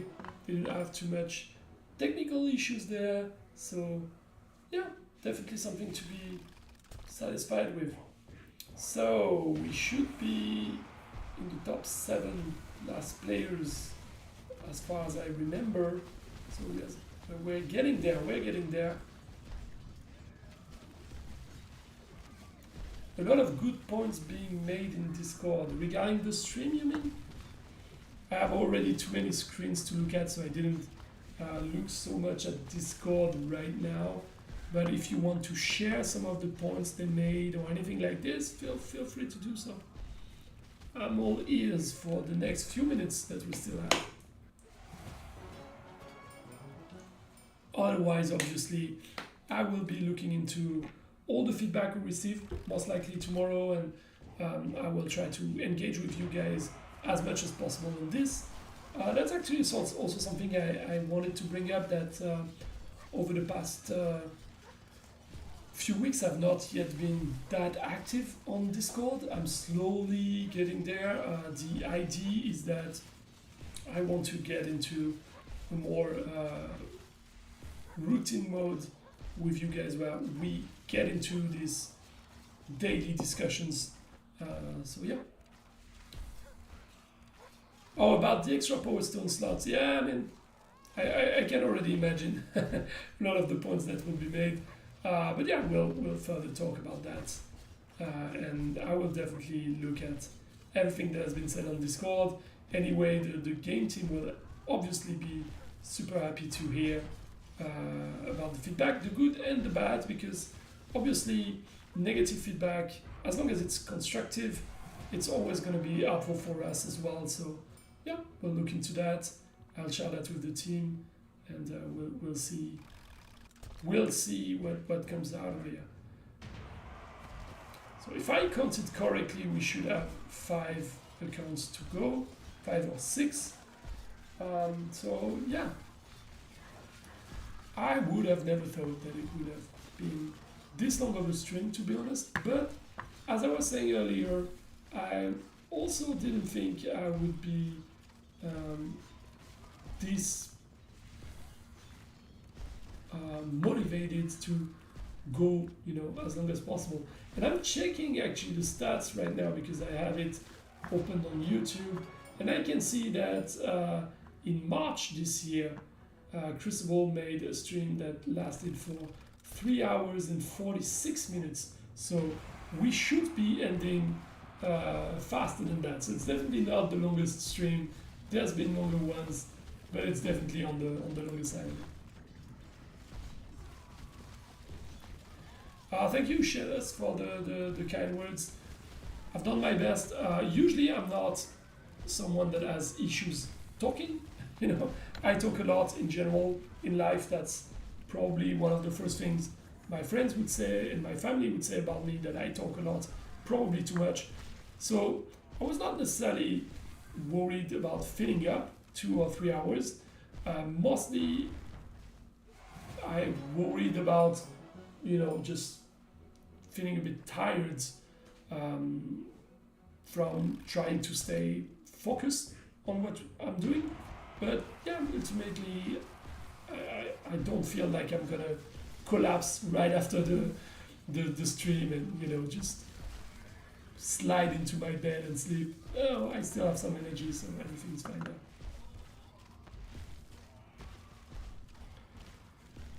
Thank you, the comment table. If I remember correctly, that's Matrema, right? Just as the name of your clan being there. Thank you for the feedback, the fact that you consider this to be fun and informative stream. You know, that's pretty much what I go for. So if all of you tell me that it is fun and informative, then my mission will be complete here. So yeah, thank you. Oh yeah, I start to remember some names. That's a good sign if I start to remember properly the nicknames and such. So yeah, cool.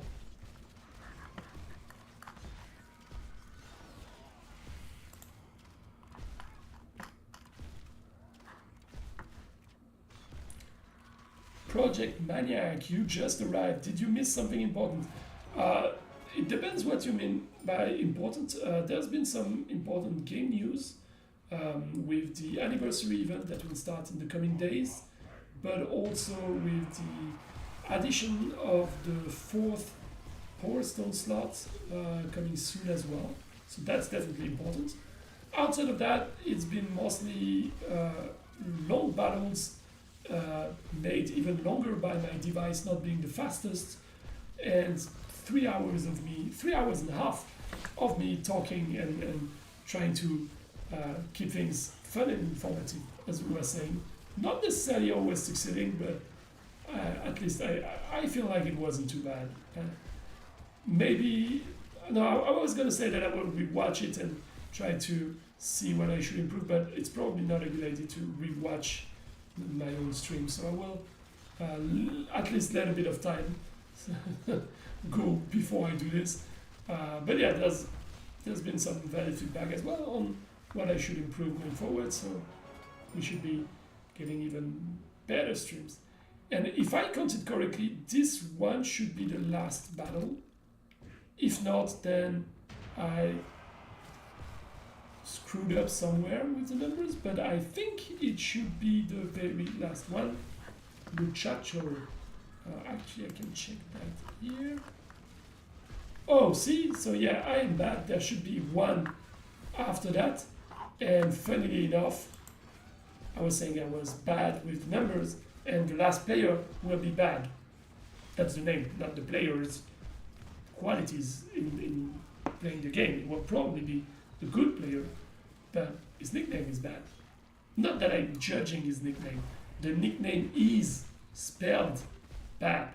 Like there's no mistake in the nickname, but I hope you see what I mean.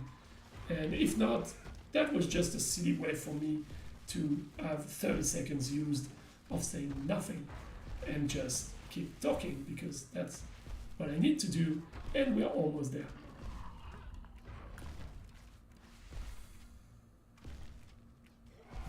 Okay, so this one should be the very last battle.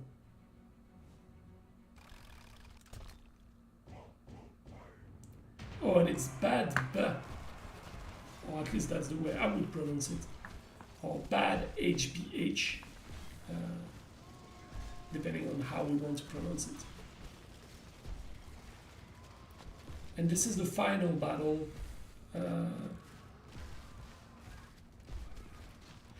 Yeah, it's not really 100% win rate.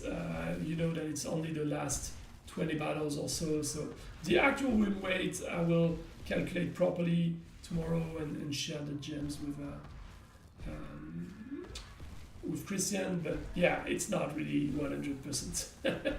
Worry not. But I'm kind of glad to see this number at the end of my first stream, and I will definitely show off for everyone else. Okay, and now we're not in the fight anymore, so I will actually be stopping there right after this battle. It has nothing to do with our fight. Guys, it's been a pleasure to have this stream going with all of you. Thank you a lot for those that stayed until the very end. It is now over. I will basically go on and have dinner, as we said earlier. Thank you all for joining us. Have a wonderful night, and I will see you soon with another stream. Thank you again. Bye.